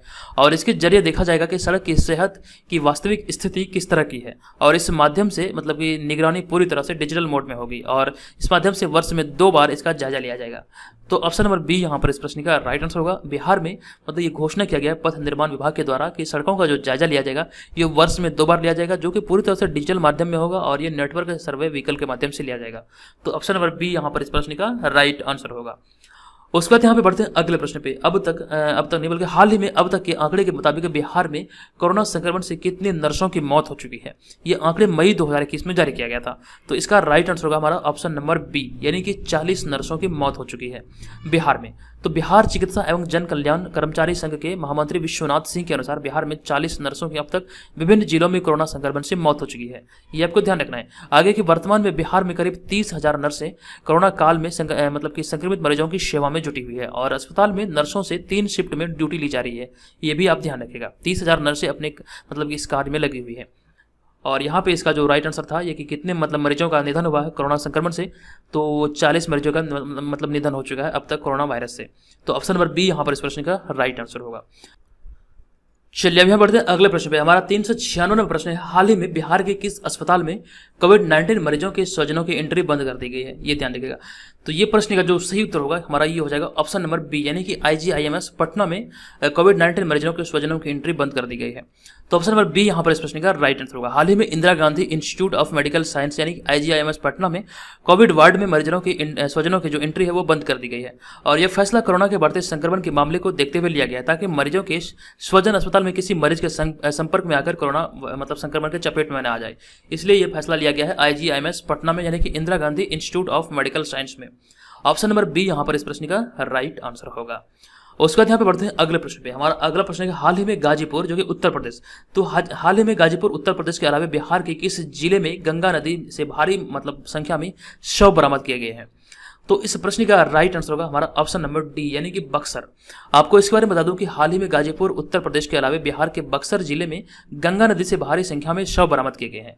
मीडिया रिपोर्ट के अनुसार अब तक 96 सड़े और फूले हुए शव गंगा से बरामद किए जा चुके हैं, जिनमें कि बिहार के बक्सर जिले से 73 शव बरामद किए जा चुके हैं। ठीक है, ये आपको ध्यान रखना है। अनुमान है कि इन मृतकों में से अधिकतर लोग कोरोना संक्रमित थे तथा ये उत्तर प्रदेश के थे, हालांकि इसकी कोई पुष्टि नहीं हुई है, ये भी ध्यान रखिएगा। तो ये सारे जो मतलब शव मिले हैं बिहार के बक्सर जिले में मिले हैं, अधिकतर शव जो कि मतलब गंगा नदी में मिले हैं। तो ऑप्शन नंबर डी यहाँ पर इस प्रश्न का राइट आंसर होगा। और उसके बाद यहाँ बढ़ते हैं अगले प्रश्न पे। हमारा अगला प्रश्न, हाल ही में बिहार में 32 साल पुराने एक अपहरण केस में किस नेता की गिरफ्तारी हुई है? तो इस प्रश्न का राइट आंसर होगा बिहार में 32 साल पुराने अपहरण के केस में अभी पप्पू यादव की गिरफ्तारी हुई है। ऑप्शन नंबर डी यहाँ पर इस प्रश्न का राइट आंसर होगा। अब आपको इसी बारे में बता दूं, हाल ही में जन अधिकार पार्टी के राष्ट्रीय अध्यक्ष व पूर्व सांसद पप्पू यादव को 32 साल पुराने एक अपहरण केस में गिरफ्तार किया गया है, यह ध्यान रखिएगा। और कोर्ट ने पप्पू यादव को 14 दिन की न्यायिक हिरासत में भेजा है। दरअसल बिहार के मधेपुरा के उदा किशनगंज के कुमारखंड थाने में 1989 में अपहरण का एक मामला दर्ज हुआ था, जिसमें पप्पू यादव अभियुक्त थे और इस मामले में पप्पू यादव ने बेल ली हुई थी, जिसके बाद हाल ही में 22 मार्च 2021 को कोर्ट ने वारंट जारी कर पप्पू यादव को गिरफ्तार किया है, ये ध्यान रखेगा। तो इसका जो राइट आंसर होगा ये होगा पप्पू यादव, और ये भी अभी फिलहाल जेल में है। तो इसका सही आंसर है पप्पू यादव। इसे अभी हाल ही में 32 साल पुराने अपहरण के केस में मतलब कि गिरफ्तार किया गया है। चलिए नेक्स्ट प्रश्न होगा, कोरोना संक्रमण के काल में हाल ही में बिहार में किस बीमारी ने दस्तक दे दिया है? तो कोरोना संक्रमण के दौरान बिहार में भी हाल ही में ब्लैक फंगस नामक बीमारी ने दस्तक दिया है। ऑप्शन नंबर ए यहाँ पर इस प्रश्न का राइट आंसर होगा। आपको बता दूं कि कोरोना संक्रमण के काल में हाल ही में बिहार में ब्लैक फंगस ने दस्तक दे दिया है। हाल ही में पटना में इसके 5 मरीजों की पुष्टि हुई है, ये आपको ध्यान रखना। हालांकि ये आंकड़े अब बढ़ चुके होंगे। और ब्लैक फंगस एक ऐसी बीमारी है जो अधिकतर उन लोगों को हो सकता है जो डायबिटीज के शिकार है। ठीक है, ये ध्यान रखेगा। तो ऑप्शन नंबर ए यहाँ पर इस प्रश्न का राइट आंसर होगा। ब्लैक फंगस को म्यूकोरमाइकोसिस भी कहा जाता है, अंग्रेजी में म्यूकोरमाइकोसिस कहा जाता है, ये भी आपको याद रखना है। उसके बाद यहाँ पे बढ़ते हैं अगले प्रश्न पे। हमारा 400 नंबर प्रश्न है, हाल ही में जारी एक रिपोर्ट के अनुसार पटना के विभिन्न इलाकों में जलस्तर कितना फीट नीचे खिसक गया है? तो इस प्रश्न का सही उत्तर होगा ऑप्शन नंबर डी यानी कि 10 फीट नीचे खिसक गया है। यह प्रश्न बहुत ही ज्यादा इंपॉर्टेंट है, इसे याद रखिएगा। हाल ही में जारी एक रिपोर्ट के अनुसार राजधानी पटना में भूगर्भ जलस्तर पिछले वर्ष की तुलना में 10 फीट नीचे खिसक गया है। पिछले वर्ष 2020 में पटना के इन इलाकों का जलस्तर 55 फीट था, जबकि 2021 में यह घट करके मतलब कि 60 से लेकर के 65 फीट मतलब पहुंच चुका है, मतलब बढ़ चुका है, घटा नहीं बल्कि बढ़ चुका है। ये बढ़ के 60 से 65 फीट तक चला गया, जो कि तकरीबन मतलब कह सकते हैं कि 10 फीट यहाँ पे मतलब इसमें वृद्धि हुआ है। ठीक है, जलस्तर ये 10 फीट नीचे चला गया है। चलिए उसके बाद यहाँ पे बढ़ते हैं अगले प्रश्न पे। हमारा अगला प्रश्न है कि बिहार में कोरोना संक्रमण के कारण राजधानी पटना के गांधी मैदान में ईद की नमाज पढ़ने पर रोक लगाई गई है। गांधी मैदान में कब से ईद की नमाज पढ़ी जाती आ रही है? तो ये प्रश्न बहुत ही ज्यादा इंपॉर्टेंट है और इस प्रश्न का सही उत्तर होगा हमारा ऑप्शन नंबर डी। 1925 से गांधी मैदान में मतलब कि ईद की नमाज पढ़ी जाती आ रही है। अब आपको इसके बारे में विस्तार पूर्वक बता दूं कि ईद की नमाज को लेकर इस बार भी बड़ा फैसला लिया गया। इस वर्ष भी गांधी मैदान में ईद की नमाज पढ़ने पर रोक लगाई गई है। 2020 में भी यह रोक लगाया गया था, जो कि कोरोना संक्रमण के कारण 2020 तथा 2021 इस वर्ष में भी रोक लगाया गया, ये आपको ध्यान रखना है। और यहाँ पे अगला पॉइंट है कि राजधानी पटना में मतलब इस मैदान में गांधी मैदान में 1925 से ईद की नमाज पढ़ी जाती आ रही है, ये आप ध्यान रखेंगे। और सरकार ने लोगों से अपील की है अपने घरों में ही नमाज पढ़े और सामाजिक दूरी बनाए रखे। हालांकि ईद समाप्त हो चुका है और ये ईद के समय का यह प्रश्न है, लेकिन यहाँ से आपको यह प्रश्न पूछा जा सकता है कि मतलब कि कितने मतलब कब से ये मतलब ईद की नमाज यहाँ पे पढ़ी जाती आ रही है। तो आपको याद रखना है 1925 से यहाँ पर ईद की नमाज पढ़ी जाती आ रही है। और फिर बढ़ते हैं यहाँ पर अगले प्रश्न पे। हमारा अगला प्रश्न, हाल ही में मुख्यमंत्री नीतीश कुमार के निर्देश पर किस राज्य में बिहार के मजदूरों को मजदूरी मिली है? तो यहाँ पर इस प्रश्न का राइट आंसर होगा ऑप्शन नंबर सी यानी कि हिमाचल प्रदेश। आपको बता दूं कि हाल ही में मुख्यमंत्री नीतीश कुमार के निर्देश पर हिमाचल प्रदेश के ग्रीष्मकालीन राजधानी शिमला में काम कर रहे मधेपुरा जिले के मजदूरों को मजदूरी मिली है। दरअसल काम किए जाने के बावजूद भी इन मजदूरों को इनका मजदूरी नहीं दिया गया था, जिस वजह से मुख्यमंत्री को इन्होंने चिट्ठी लिखा और मदद की अपील की थी, जिसके बाद से इन मजदूरों को इनका मजदूरी दिया गया। तो ऑप्शन नंबर सी यहाँ पर इस प्रश्न का राइट आंसर होगा। हिमाचल प्रदेश की बात आई है तो हिमाचल प्रदेश की 2 राजधानियां हैं। ग्रीष्मकालीन राजधानी की अगर बात किया जाए तो शिमला ग्रीष्मकालीन राजधानी तथा शीतकालीन राजधानी है धर्मशाला। तो इतनी सारी जानकारी यहाँ से आप याद रखेंगे। जो डेली वाला जो करंट अफेयर्स होता है जो मैं चैनल पे अपलोड करता हूँ, तो वहाँ पर उसको सारे वीडियो को मैंने प्लेलिस्ट में ऑलरेडी अपलोड कर दिया है, वहाँ पे आप सारी चीज़ों को देख सकते हैं। लेकिन सबसे जरूरी बात यह है कि जो डेली वाला करंट अफेयर्स होता है, जिस तथ्य पे वहाँ पे चर्चा होती है, जैसे कि यहाँ पे बात आ गया हिमाचल प्रदेश का, तो उस वीडियो में आप हिमाचल प्रदेश से संबंधित बहुत सारी चीज़ों को वहाँ पे सीख सकते हैं। कुछ भी बात आएगा, जैसे सार्क संगठन का बात आया, बिम्स्टेक का बात आया, तो बहुत सारी चीज़ें जो भी चीज़ें वहाँ पे होती है वो सारी चीज़ों को मैं वहाँ पे ऑलरेडी मतलब डिटेल में बताता हूँ। ठीक है, तो उस श्रृंखला को देखने का आप आदत बनाइए। उस श्रृंखला के तहत अगर आप सारे वीडियो को फॉलो करेंगे तो मेरा आपसे वादा है कि आप बीपीएससी में यानी कि बिहार में आयोजित होने वाले किसी भी कंपटीटिव एग्जाम की तैयारी में लगे हैं तो आपको दोबारा कहीं से भी करंट अफेयर्स पढ़ने की आवश्यकता नहीं है। उसका वीडियो जनवरी से लेकर अब तक का सारा अपलोड है, आप वहां पर जाकर देख सकते हैं। वो डेली सुबह अपलोड होता है चैनल पे, तो इसे देखने का आप आदत बनाइए, डेली देखिए। और फिर यहाँ पे हमारा अगला प्रश्न है कि हाल ही में बिहार सरकार ने बाढ़ की समस्या को देखते हुए कब तक संवेदनशील संस्थानों और तटबंध की मरम्मत करने का फैसला लिया है, फैसला किया है। तो इस प्रश्न का सही उत्तर होगा ऑप्शन नंबर बी, यानी कि 30 मई 2021। अब आपको इसके बारे में बता दूं कि पिछले साल 2020 में संवेदनशील संस्थानों की मरम्मत के साथ साथ तटबंध के कटाव को देखते हुए बाढ़ के पूर्व 269 योजनाओं की स्वीकृति दी गई थी। 269 मतलब योजनाओं की स्वीकृति 2020 में दी गई थी। अब यह इस साल 2021 में बढ़कर 298 हो गया है और इस परियोजना पर कुल 1100 करोड़ रुपए खर्च किए जाने का प्रावधान है। और इसे मतलब पूरा किए जाने का जो मतलब लक्ष्य दिया गया था, ये 30 मई 2021 तक जितने भी संवेदनशील संस्थान या फिर तटबंध है उसे मतलब मरम्मत करने का फैसला लिया गया था राज्य सरकार के द्वारा। ऑप्शन नंबर बी यहाँ पर इस प्रश्न का राइट आंसर होगा। चलिए बढ़ते हैं यहाँ पर अगले प्रश्न पे। हमारा अगला प्रश्न है, हाल ही में बिहार सरकार के द्वारा राजधानी पटना में किस नाम से एक स्टेट का निर्माण करने जा रही है बिहार सरकार। तो यहाँ पर इस प्रश्न का जो सही उत्तर होगा ये हो जाएगा हमारा ऑप्शन नंबर बी, यानी कि हैप्पी स्टेट नाम से एक स्टेट का निर्माण करने जा रही है। अब आपको इसके बारे में डिटेल में बता दूं कि हाल ही में बिहार सरकार ने राजधानी पटना के सौंदर्यीकरण और लोगों की सुविधाओं को ध्यान में रखते हुए लगभग 7 करोड़ रुपए की लागत से हैप्पी स्टेट कॉन्सेप्ट अपनाने जा रही है। और यह इस तरह का मतलब कॉन्सेप्ट बिहार में पहली बार शुरू किया जा रहा है और इस हैप्पी स्टेट में कई तरह की सुविधाएं आम लोगों को मुहैया करवाई जाएगी। और जो हैप्पी स्टेट होगा इसका मतलब पूरा क्षेत्र जो होगा, क्षेत्र का सौंदर्यीकरण किया जाएगा तथा सुबह और शाम के लिए कुछ समय के लिए इस रास्तों में गाड़ियों का परिचालन जो है वो बंद कर दिया जाएगा। तो इस तरह का कॉन्सेप्ट जो है बिहार की राजधानी पटना के लिए अपनाया गया है और ये बिहार में पहली बार इस तरह का कॉन्सेप्ट अपनाया गया है और इस योजना पर 7 करोड़ रुपए खर्च किया जाने का प्रावधान है। इसका नाम आप याद रखिएगा, हैप्पी स्टेट के नाम से ये किया जाएगा, ठीक है। तो ऑप्शन नंबर बी यहाँ पे इस प्रश्न का राइट आंसर होगा। ये गांधी मैदान के पश्चिमी इलाके में किया जाएगा, तो ये भी बात आपको ध्यान रखना है। और फिर यहाँ पे हमारा अगला प्रश्न है 405 नंबर प्रश्न, हाल ही में किस राज्य सरकार ने बिहार से आने वाले यात्रियों के लिए RT-PCR की नेगेटिव रिपोर्ट अनिवार्य कर दिया है। तो यहाँ पर इस प्रश्न का सही आंसर होगा महाराष्ट्र। महाराष्ट्र सरकार के द्वारा यह भी हाल ही में RT-PCR की नेगेटिव रिपोर्ट अनिवार्य किया गया है। अब यहाँ पर आपको बता दूं कि हाल ही में महाराष्ट्र सरकार ने बिहार से आने वाले यात्रियों के लिए RT-PCR टेस्ट की नेगेटिव रिपोर्ट अनिवार्य कर दी है, ये आप ध्यान रखेंगे।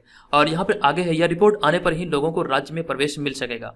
और वर्तमान समय में बिहार की राजधानी पटना से महाराष्ट्र के मुंबई और पुणे शहरों के लिए सीधी विमान सेवा उपलब्ध है, ये आप ध्यान रखेंगे। अब यहाँ पे मैं आपको एक चीज बता दूं, जो महाराष्ट्र सरकार ने बिहार के लिए लागू किया है कि मतलब जो भी यात्री बिहार से आएंगे तो उनको RT-PCR टेस्ट की नेगेटिव रिपोर्ट दिखानी होगी। तो ऐसी ही घोषणा बिहार सरकार के द्वारा पश्चिम बंगाल के लिए किया गया था। पश्चिम बंगाल में पॉजिटिविटी रेट जो है वो बहुत ज्यादा हाई है, तो इसे ध्यान रखते हुए बिहार सरकार ने पश्चिम बंगाल के यात्रियों के लिए ऐसी ही घोषणा किया था। तो ये दोनों प्रश्नों को यहाँ से आप याद रखिए। उसके बाद यहाँ पे बढ़ते हैं अगले प्रश्न पे। हमारा अगला प्रश्न, हाल ही में बिहार के किस पूर्व राज्यपाल का निधन हो गया है। तो यहाँ पर इस प्रश्न का सही आंसर होगा हमारा ऑप्शन नंबर डी, यानी कि रघुनंदन लाल भाटिया का अभी हाल ही में निधन हुआ है। आपको इसके बारे में बता दूं कि हाल ही में बिहार के पूर्व राज्यपाल और पंजाब के अमृतसर से 6 बार सांसद रह चुके रघुनंदन लाल भाटिया का निधन हो चुका है। बिहार सरकार द्वारा रघुनंदन लाल भाटिया की आत्मा की शांति के लिए बिहार में एक दिन का राजकीय शोक मनाने का भी घोषणा किया गया था। वे 2004 से लेकर के 8 तक केरल के राज्यपाल भी थे तथा 2008 से 9 तक बिहार के राज्यपाल भी रहे थे, यानी कि 1 वर्ष यानी कि 2008 से लेकर के 9 तक ये बिहार के राज्यपाल रहते। और इसके अलावा वे भारत के 10वें प्रधानमंत्री पी नरसिम्हा राव सरकार में 1992 में विदेश राज्य मंत्री भी रह चुके थे। वे अमृतसर संसदीय क्षेत्र जो है वहां से सीट से सबसे पहले 1972 में लोकसभा संसद भी चुने गए थे। तो ये भी बात आपको ध्यान रखना है। यहाँ से प्रश्न आपके बन सकते हैं, ये बिहार के दृष्टिकोण से बहुत ही ज्यादा इंपॉर्टेंट है। प्रश्न आपसे पूछा जा सकता है कि रघुनंदन लाल भाटिया जो कि बिहार के पूर्व राज्यपाल रह चुके हैं, ये कब किस पीरियड में किस दौरान ये बिहार के राज्यपाल रहे थे जिनका भी हाल में निधन हुआ है। तो इसका सही आंसर होगा 2008 से 9 के दौरान। तो ये भी बात आप ध्यान रखिएगा, ठीक है। तो इतनी सारी जानकारी आपको याद रखना है। आप चाहे तो इसका नोट भी जरूर तैयार कर सकते हैं। देखिए यहाँ पर प्रश्नों की संख्या बहुत ही ज्यादा अधिक है, तो अगर आप इसका नोट तैयार करने लगे तो आपका समय बहुत ही ज्यादा बर्बाद होगा, ये ध्यान रखिएगा। अब यहाँ पर एक उपाय यह है कि आप हमारे पेड ग्रुप को ज्वाइन कीजिए। पेड ग्रुप में ये सारे प्रश्न जो है ये मैं आपको ईबुक फॉर्मेट में PDF फॉर्मेट में प्रोवाइड कराऊंगा, जो कि ऑलरेडी ये नोट बना होगा। सिर्फ आपको पढ़ना है और आपका समय बचेगा और आप बेहतर पढ़ पाएंगे और ज्यादा पढ़ पाएंगे और आपकी तैयारी बेहतर होगी। तो ये ध्यान रखिएगा, इसलिए मैं आपको बार बार बोल रहा हूँ, आप इसका लाभ उठाइए। इतनी कम कीमत में मैं आप लोगों के लिए इतना सारा चीज अवेलेबल करा रहा हूँ, आपको कहीं इतना अच्छा नहीं मिलेगा इतना कम में। 399 रुपये में इतना सारा चीज मैं आपको प्रोवाइड करा रहा हूँ। तो आप भी हमारे पेड ग्रुप को ज्वाइन करके अपनी तैयारी को बेहतर कीजिए। ये हालांकि जो है ये 2021 के लिए है, ठीक है, ये ध्यान रखिएगा। चलिए अब यहाँ पे बढ़ते हैं अगले प्रश्न पे। हमारा 407 नंबर प्रश्न है कि हाल ही में किस राज्य सरकार ने चालान काटने का अधिकार पुलिस कर्मियों को दे दिया है। तो भी हाल ही में चालान काटने का जो अधिकार दिया गया पुलिस कर्मियों को बिहार सरकार के द्वारा दिया गया। अब इसके बारे में बता दूं कि हाल ही में बिहार सरकार ने राज्य में पुलिस कर्मियों को भी चालान काटने का अधिकार और साथ ही कार्रवाई करने का भी अधिकार दिया है। अगले वर्ष 2022 तक पुलिस कर्मियों को अधिकार दिया गया है। ठीक है, ये ध्यान रखिएगा। पहले का नियम क्या था उसके बारे में जान लेते हैं। तो इंस्पेक्टर या फिर उससे ऊपर का अधिकारी द्वारा चालान काटा जाता था और सब इंस्पेक्टर से नीचे की रैंक के पुलिसकर्मी चालान नहीं काट सकते थे। पहले ये अधिकार था, लेकिन ये अब अधिकार जो है ये बिहार पुलिस को दिया गया है राज्य सरकार के द्वारा। तो ऑप्शन नंबर सी यहाँ पर इस प्रश्न का राइट आंसर है। चलिए अब बढ़ते हैं अगले प्रश्न पे। हमारा अगला प्रश्न है 408 नंबर प्रश्न। ये प्रश्न हाल ही में बिहार सरकार के द्वारा राज्य में कब से महिला उद्यमी योजना तथा मुख्यमंत्री युवा उद्यमी योजना शुरू करने की घोषणा की गई है। तो यहां पर इस प्रश्न का जो राइट आंसर होगा ये हमारा हो जाएगा 1 जून, यानी कि ऑप्शन नंबर ए यहां पर इस प्रश्न का सही उत्तर होगा। आपको इसके बारे में बता दूं कि हाल ही में उद्योग मंत्री सैयद शाहनवाज हुसैन के मतलब के अनुसार 7 निश्चय योजना 2 के तहत मुख्यमंत्री महिला उद्यमी योजना तथा मुख्यमंत्री युवा उद्यमी योजना 1 जून से आरंभ किए जाने की तैयारी है। ये आप याद रखेंगे। और यहाँ पे आगे की मुख्यमंत्री महिला उद्यमी योजना के तहत चयनित महिला को उद्योग लगाने के लिए परियोजना लागत का 50% तथा अधिकतम 5 लाख रुपये ब्याज मुक्त ऋण मुहैया कराया जाएगा। ये आपको ध्यान रखना है। और वहीं पे मुख्यमंत्री युवा उद्यमी योजना के तहत युवाओं को उद्योग लगाने के लिए परियोजना लागत का 50% तथा अधिकतम 5 लाख रुपए तक का मुहैया होगा। टोटल मतलब 10 लाख रुपए का मतलब इसमें है निर्धारित किया गया है। और इस मतलब कि इस पर 1% का ब्याज लिया जाएगा। यहाँ पे जो महिलाओं के लिए इसमें मतलब जो ऋण जो दिया जाएगा ये ब्याज मुक्त ऋण होगा, जबकि मतलब कि जो युवा उद्यमी योजना है इसके तहत 1% का ब्याज लिया जाएगा। आपको ये ध्यान रखना, ठीक है। तो इतनी सारी जानकारी आप यहाँ से याद रखिए। चलिए अब यहाँ बढ़ते हैं अगले प्रश्न पे। हमारा अगला प्रश्न होगा हाल ही में किस राज्य सरकार ने हिट कोविड नाम से एक मोबाइल ऐप लॉन्च किया है। तो हिट कोविड नाम से एक मोबाइल ऐप अभी हाल ही में बिहार सरकार के द्वारा लॉन्च किया गया। ऑप्शन नंबर डी यहाँ पर इस प्रश्न का सही उत्तर होगा। अब आपको इसके बारे में बता दूं कि कोरोना महामारी से निपटने के लिए बिहार सरकार ने हिट कोविड यानी कि home isolation tracking android application नाम का एक ऐप लॉन्च किया गया। इस ऐप को बिहार राज्य इलेक्ट्रॉनिक विकास निगम द्वारा सूचना एवं प्रौद्योगिकी विभाग तथा स्वास्थ्य विभाग के मार्गदर्शन में तैयार किया गया। यहाँ से भी आपके प्रश्न पूछे जा सकते हैं, ये किसके द्वारा किसके सहयोग से मतलब कि लॉन्च किया गया है। तो अभी हाल ही में बिहार इलेक्ट्रॉनिक विकास निगम द्वारा सूचना एवं प्रौद्योगिकी विभाग तथा स्वास्थ्य विभाग के मार्गदर्शन में तैयार किया गया है। और यहाँ पे आगे लिखा गया इस महामारी के खिलाफ लड़ने में यह ऐप बहुत प्रमुख हथियार साबित हो सकती है। और इस महामारी के खिलाफ बिहार सरकार ने तकनीक का अधिक से अधिक इस्तेमाल करने का फैसला किया है और इसी को ध्यान में रखते हुए हिट कोविड ऐप को लॉन्च किया गया था।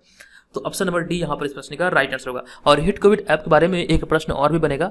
तो यहाँ पर यह प्रश्न था कि मतलब हिट कोविड ऐप की सराहना करते हुए प्रधानमंत्री मोदी ने मतलब इस ऐप का सराहना किया और इसका जो डाटा है ये मतलब कि मंगवाया था। ये भी प्रश्न यहाँ पे बना है, तो कुछ देर बाद ये प्रश्न आपको देखने को मिलेगा। चलिए यहाँ पे बढ़ते हैं अगले प्रश्न पे। हमारा अगला प्रश्न हाल ही में बिहार में ब्लैक फंगस का इलाज किस पद्धति द्वारा किए जाने की घोषणा की गई है। तो देखिए इस प्रश्न का जो सही उत्तर होगा ये हो जाएगा हमारा ऑप्शन नंबर ए, यानी कि जॉक पद्धति के द्वारा ये मतलब किए जाने का घोषणा किया गया। हालांकि इसे फिर मतलब कि बंद कर दिया गया। ये जो घोषणा किया गया था मतलब जॉक पद्धति से इलाज होगा, लेकिन इस पद्धति को फिर छोड़ दिया गया। ये माजरा क्या है और ये पद्धति क्या है इसके बारे में जानते हैं। तो बिहार में ब्लैक फंगस के संक्रमण को देखते हुए राजकीय आयुर्वेदिक कॉलेज पटना ने जॉक पद्धति यानी कि जलोका पद्धति से इलाज किए जाने की घोषणा की है और इसके लिए जॉक की तलाश जारी है। और जॉक की खासियत यह होती है कि शरीर में गंदा खून चूसकर मृत कोशिकाओं यानी डेड सेल को नष्ट कर देती है और ये शरीर में कहीं भी स्किन खराब होने या फिर रक्त संचार बंद होने की स्थिति में वहां डेड सेल को एक्टिव करने में जॉक काफी मददगार होती है। और इस मतलब और इलाज की इस पद्धति को जलोका पद्धति कहा गया है। आपको यहाँ पे ध्यान रखना है कि मतलब जो जॉक होता है ये पानी में पाया जाता है, गंदे पानी में, और ये क्या होता है मृत कोशिकाओं को शरीर से बाहर निकलता है। और जो ब्लैक फंगस जो बीमारी है ये शरीर की कोशिकाओं को नष्ट करता है, यानी कि जीवित कोशिकाओं को मृत कोशिकाओं में बदलता है। ये ध्यान रखेगा। और जो खास करके डायबिटीज के रोगी हैं उनको ये खतरा ज्यादा होता है, तो इसीलिए मतलब इस पद्धति को अपनाया गया था। हालांकि इस पद्धति पर मतलब काम नहीं किया गया, इसे छोड़ दिया गया। तो ये भी ध्यान रखेगा, मतलब ये इससे प्रश्न बन सकता है कि इस पद्धति को अपनाया गया था। तो ये जॉक पद्धति यानी कि जलोका पद्धति को अपनाया गया था। ऑप्शन नंबर ए यहाँ पर इस प्रश्न का राइट आंसर होगा। चलिए यहाँ पे बढ़ते अगले प्रश्न पे। हमारा अगला प्रश्न है हाल ही में बिहार में सभी पंचायत प्रतिनिधियों की शक्ति कब से समाप्त हो रही है। तो बिहार में सभी पंचायत प्रतिनिधियों की शक्ति 15 जून से समाप्त हो रही है। ये ध्यान रखेगा। ऑप्शन नंबर बी यहाँ पर इस प्रश्न का राइट आंसर होगा। आपको इसके बारे में बता दूं कि हाल ही में बिहार में सभी पंचायत प्रतिनिधियों की शक्ति 15 जून से समाप्त हो रही है। और कोरोना महामारी के कारण इस बार यहाँ पे देखिए इस होगा, तो इस बार कोरोना महामारी के कारण इस बार बिहार पंचायत चुनाव में देरी हो रही है। इसे ध्यान में रखते हुए पंचायत की कामकाज को जारी रखने के लिए पंचायत राज का काम मतलब जिलों के डीएम अपने नीचे के अधिकारियों में बांटेंगे और पंचायत का काम चालू रहेगा। और इसके तहत जिला परिषद के माध्यम से होने वाले कामों को डीडीसी तथा वार्ड ग्राम पंचायत और पंचायत समिति के माध्यम से होने वाले कामों को बीडीओ को सौंपा जाएगा। और यहाँ पर आपको यह ध्यान रखना है कि 15 जून से ये समाप्त हो रहा है। हालांकि अब ये घोषणा किया गया, नवीनतम घोषणा किया गया है कि पंचायत के कार्यों का जो संचालन होगा, अभी मैंने आपको बताया था, ये मतलब परामर्शदात्री समिति के द्वारा होगा, जो कि इसके अध्यक्ष होंगे मुखिया। तो ये सारी जानकारी आपको याद रखना है, ठीक है। अब यहाँ पे हम बढ़ेंगे अगले प्रश्न पे। हमारा यहाँ पे अगला प्रश्न होगा ये प्रश्न कि हाल ही में बिहार सरकार ने गंडक नदी पर किस राज्य द्वारा बनाए जा रहे चैनल निर्माण कार्य को रोक लगाया है। तो बिहार सरकार के द्वारा भी हाल ही में गंडक नदी पर जो मतलब कि चैनल निर्माण कार्य किया जा रहा है उस पर रोक लगाया गया है। तो इसका जो राइट आंसर होगा, ये जो मतलब निर्माण किया जा रहा है ये उत्तर प्रदेश की सरकार के द्वारा किया जा रहा था, यानी कि ऑप्शन नंबर बी यहाँ पर इस प्रश्न का राइट आंसर होगा। अब यहाँ पर आपको इस बारे में बता दूं, हाल ही में मुख्यमंत्री नीतीश कुमार के निर्देश पर जल संसाधन विभाग की टीम ने उत्तर प्रदेश द्वारा पश्चिमी चंपारण के ठकराहा प्रखंड के हरपुर पंचायत में गंडक नदी के चैनल का निर्माण कार्य पर रोक लगाया है। तो उत्तर प्रदेश के द्वारा किया जा रहा है, ये पश्चिम चंपारण में किया जा रहा था और वहीं पे ये रोक लगाए गए हैं और यहाँ पे आगे है। और इसके अलावा इस स्थल की निगरानी की जा रही है और यह जो चैनल था ये 70 फीट चौड़ा, 30 फीट गहरा और 10 किलोमीटर लंबा बनना था। इस पर भी हाल ही में रोक लगाया गया है।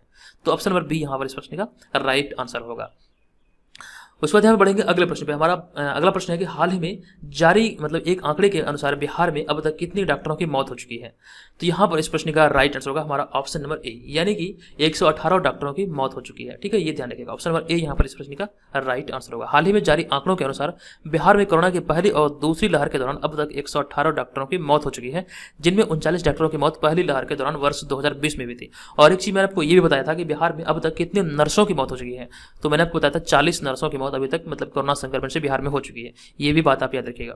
और यहाँ पे आगे लिखा गया कि बिहार में कोरोना महामारी के खिलाफ फ्रंट लाइन वर्कर्स के रूप में लड़ाई लड़ने और शहीद हो जाने वाले डॉक्टरों के परिजनों को केंद्र सरकार से 50 लाख रुपए बीमा कवर दिए जाने का भी घोषणा किया गया है। तो ये आपको याद रखना है। ऑप्शन नंबर ए यहाँ पर इस प्रश्न का राइट आंसर होगा। 118 डॉक्टरों की मौत अभी तक दूसरे और पहले लहर के दौरान हुई है। चलिए यहाँ पे हम बढ़ते हैं अगले प्रश्न पे। हमारा अगला प्रश्न हाल ही में बिहार के किस जिले के एक जेल में कोरोना विस्फोट हुआ है, जिसमें अब तक 139 कैदी संक्रमित हो चुके हैं। यह है प्रश्न। तो देखिए यहाँ पर इस प्रश्न का जो राइट आंसर होगा हमारा हो जाएगा ऑप्शन नंबर डी, गोपालगंज। यहाँ पे बस आपको ये याद रखना है कि बिहार के गोपालगंज में ये कोरोना विस्फोट हुआ था। ये आंकड़े हालांकि पुराने हो चुके हैं, ये बढ़ चुके हैं। वहाँ पे जितने कैदी थे लगभग सभी संक्रमित हुए थे। अब यहाँ पर आपको बता दूं कि बिहार के गोपालगंज स्थित एक जेल में कोरोना विस्फोट हुआ था। बस आपको ये याद रखना, ये मतलब जो है ये मतलब कि आंकड़े जो ये प्रश्न का जो मतलब एक्सप्लेनेशन है ये पुराना हो चुका है। बस यहाँ पर आपको ये रखना है वर्तमान में इस जेल में कैदियों की जो संख्या है ये 932 है और यहाँ पे लगभग कैदी यहाँ पर संक्रमित हो चुके थे। आपको यहाँ पर ये याद रखना है ये बिहार के गोपालगंज जिले में स्थित एक जेल में हुआ था। तो ऑप्शन नंबर डी यहाँ पर इस प्रश्न का राइट आंसर है। उसके बाद यहाँ पे बढ़ते हैं अगले प्रश्न पे। हमारा अगला प्रश्न हाल ही में बिहार के किस नेता ने अपने सरकारी आवास को कोविड सेंटर में तब्दील कर दिया है। तो इस प्रश्न का सही आंसर होगा हमारा ऑप्शन नंबर बी, यानी कि Tejashwi Yadav. Option number B यहाँ पर इस प्रश्न का राइट आंसर होगा। बिहार में कोरोना के मरीजों का इलाज समय पर न मिलने के कारण उनकी मौत हो रही है। ऐसे में हाल ही में राष्ट्रीय जनता दल यानी कि राजद के नेता तेजस्वी यादव ने कोरोना मरीजों की मदद करने के लिए अपने सरकारी आवास को कोविड सेंटर में बदल दिया है। ठीक है, ये ध्यान रखिएगा। और उन्होंने अपने निजी फंड से पटना में फोलो रोड में एक सेंटर का भी निर्माण किया है। ये भी बात आपको याद रखना है। तो ऑप्शन नंबर बी यहाँ पर इस प्रश्न का राइट आंसर होगा। तेजस्वी यादव इस प्रश्न का सही उत्तर है। नेक्स्ट प्रश्न है हाल ही में प्रधानमंत्री मोदी बिहार सरकार द्वारा विकसित किए किस ऐप की सराहना की और केंद्रीय स्वास्थ्य मंत्रालय को इसका विवरण भेजने का आदेश दिया है। ये प्रश्न कुछ देर पहले भी मैंने आपको बताया था। तो यहाँ पर इस प्रश्न का राइट आंसर होगा hit covid app. Option number B यहाँ पर इस प्रश्न का सही उत्तर होगा। आपको इस बारे में बता दूं कि हाल ही में प्रधानमंत्री नरेंद्र मोदी की बिहार सरकार द्वारा विकसित हिट कोविड ऐप यानी कि होम आइसोलेशन ट्रैकिंग ऐप की सराहना की और केंद्रीय स्वास्थ्य मंत्रालय को इसका विवरण भेजने का आदेश दिया है। ये आप याद रखिएगा। इस ऐप को हाल ही में बिहार के मुख्यमंत्री श्री नीतीश कुमार ने घर में रहकर इलाज कर रहे कोरोना संक्रमित मरीजों तक मदद पहुंचाने के लिए लॉन्च किया गया था हिट कोविड ऐप को। ठीक है, इसका फुल फॉर्म आपको याद रखना, ये प्रश्न पूछा जा सकता है। तो हिट कोविड ऐप का जो पूरा नाम है ये है home isolation tracking app application, ये आपको याद रखना है। उसके बाद यहाँ पे बढ़ेंगे अगले प्रश्न पे। 417 नंबर प्रश्न, हाल ही में बिहार की बेटी आकांक्षा ने एक रोबोट तैयार किया है जो कोरोना संक्रमण से लड़ने के लिए मदद करेगा। वह किस जिले की रहने वाली है। तो आकांक्षा किस जिले की निवासी है। तो इस प्रश्न का सही उत्तर होगा ऑप्शन नंबर डी, ये पटना जिले की रहने वाली है। ये इंजीनियरिंग की छात्रा है। आपको इसके बारे में बता दूं कि हाल ही में बिहार के पटना की इंजीनियरिंग की छात्रा आकांक्षा ने अपने पिता योगेश कुमार के सहयोग से एक रोबोट तैयार किया है जो कि कोरोना संक्रमण से लड़ने में मदद करेगा। ठीक है, ये ध्यान रखिएगा।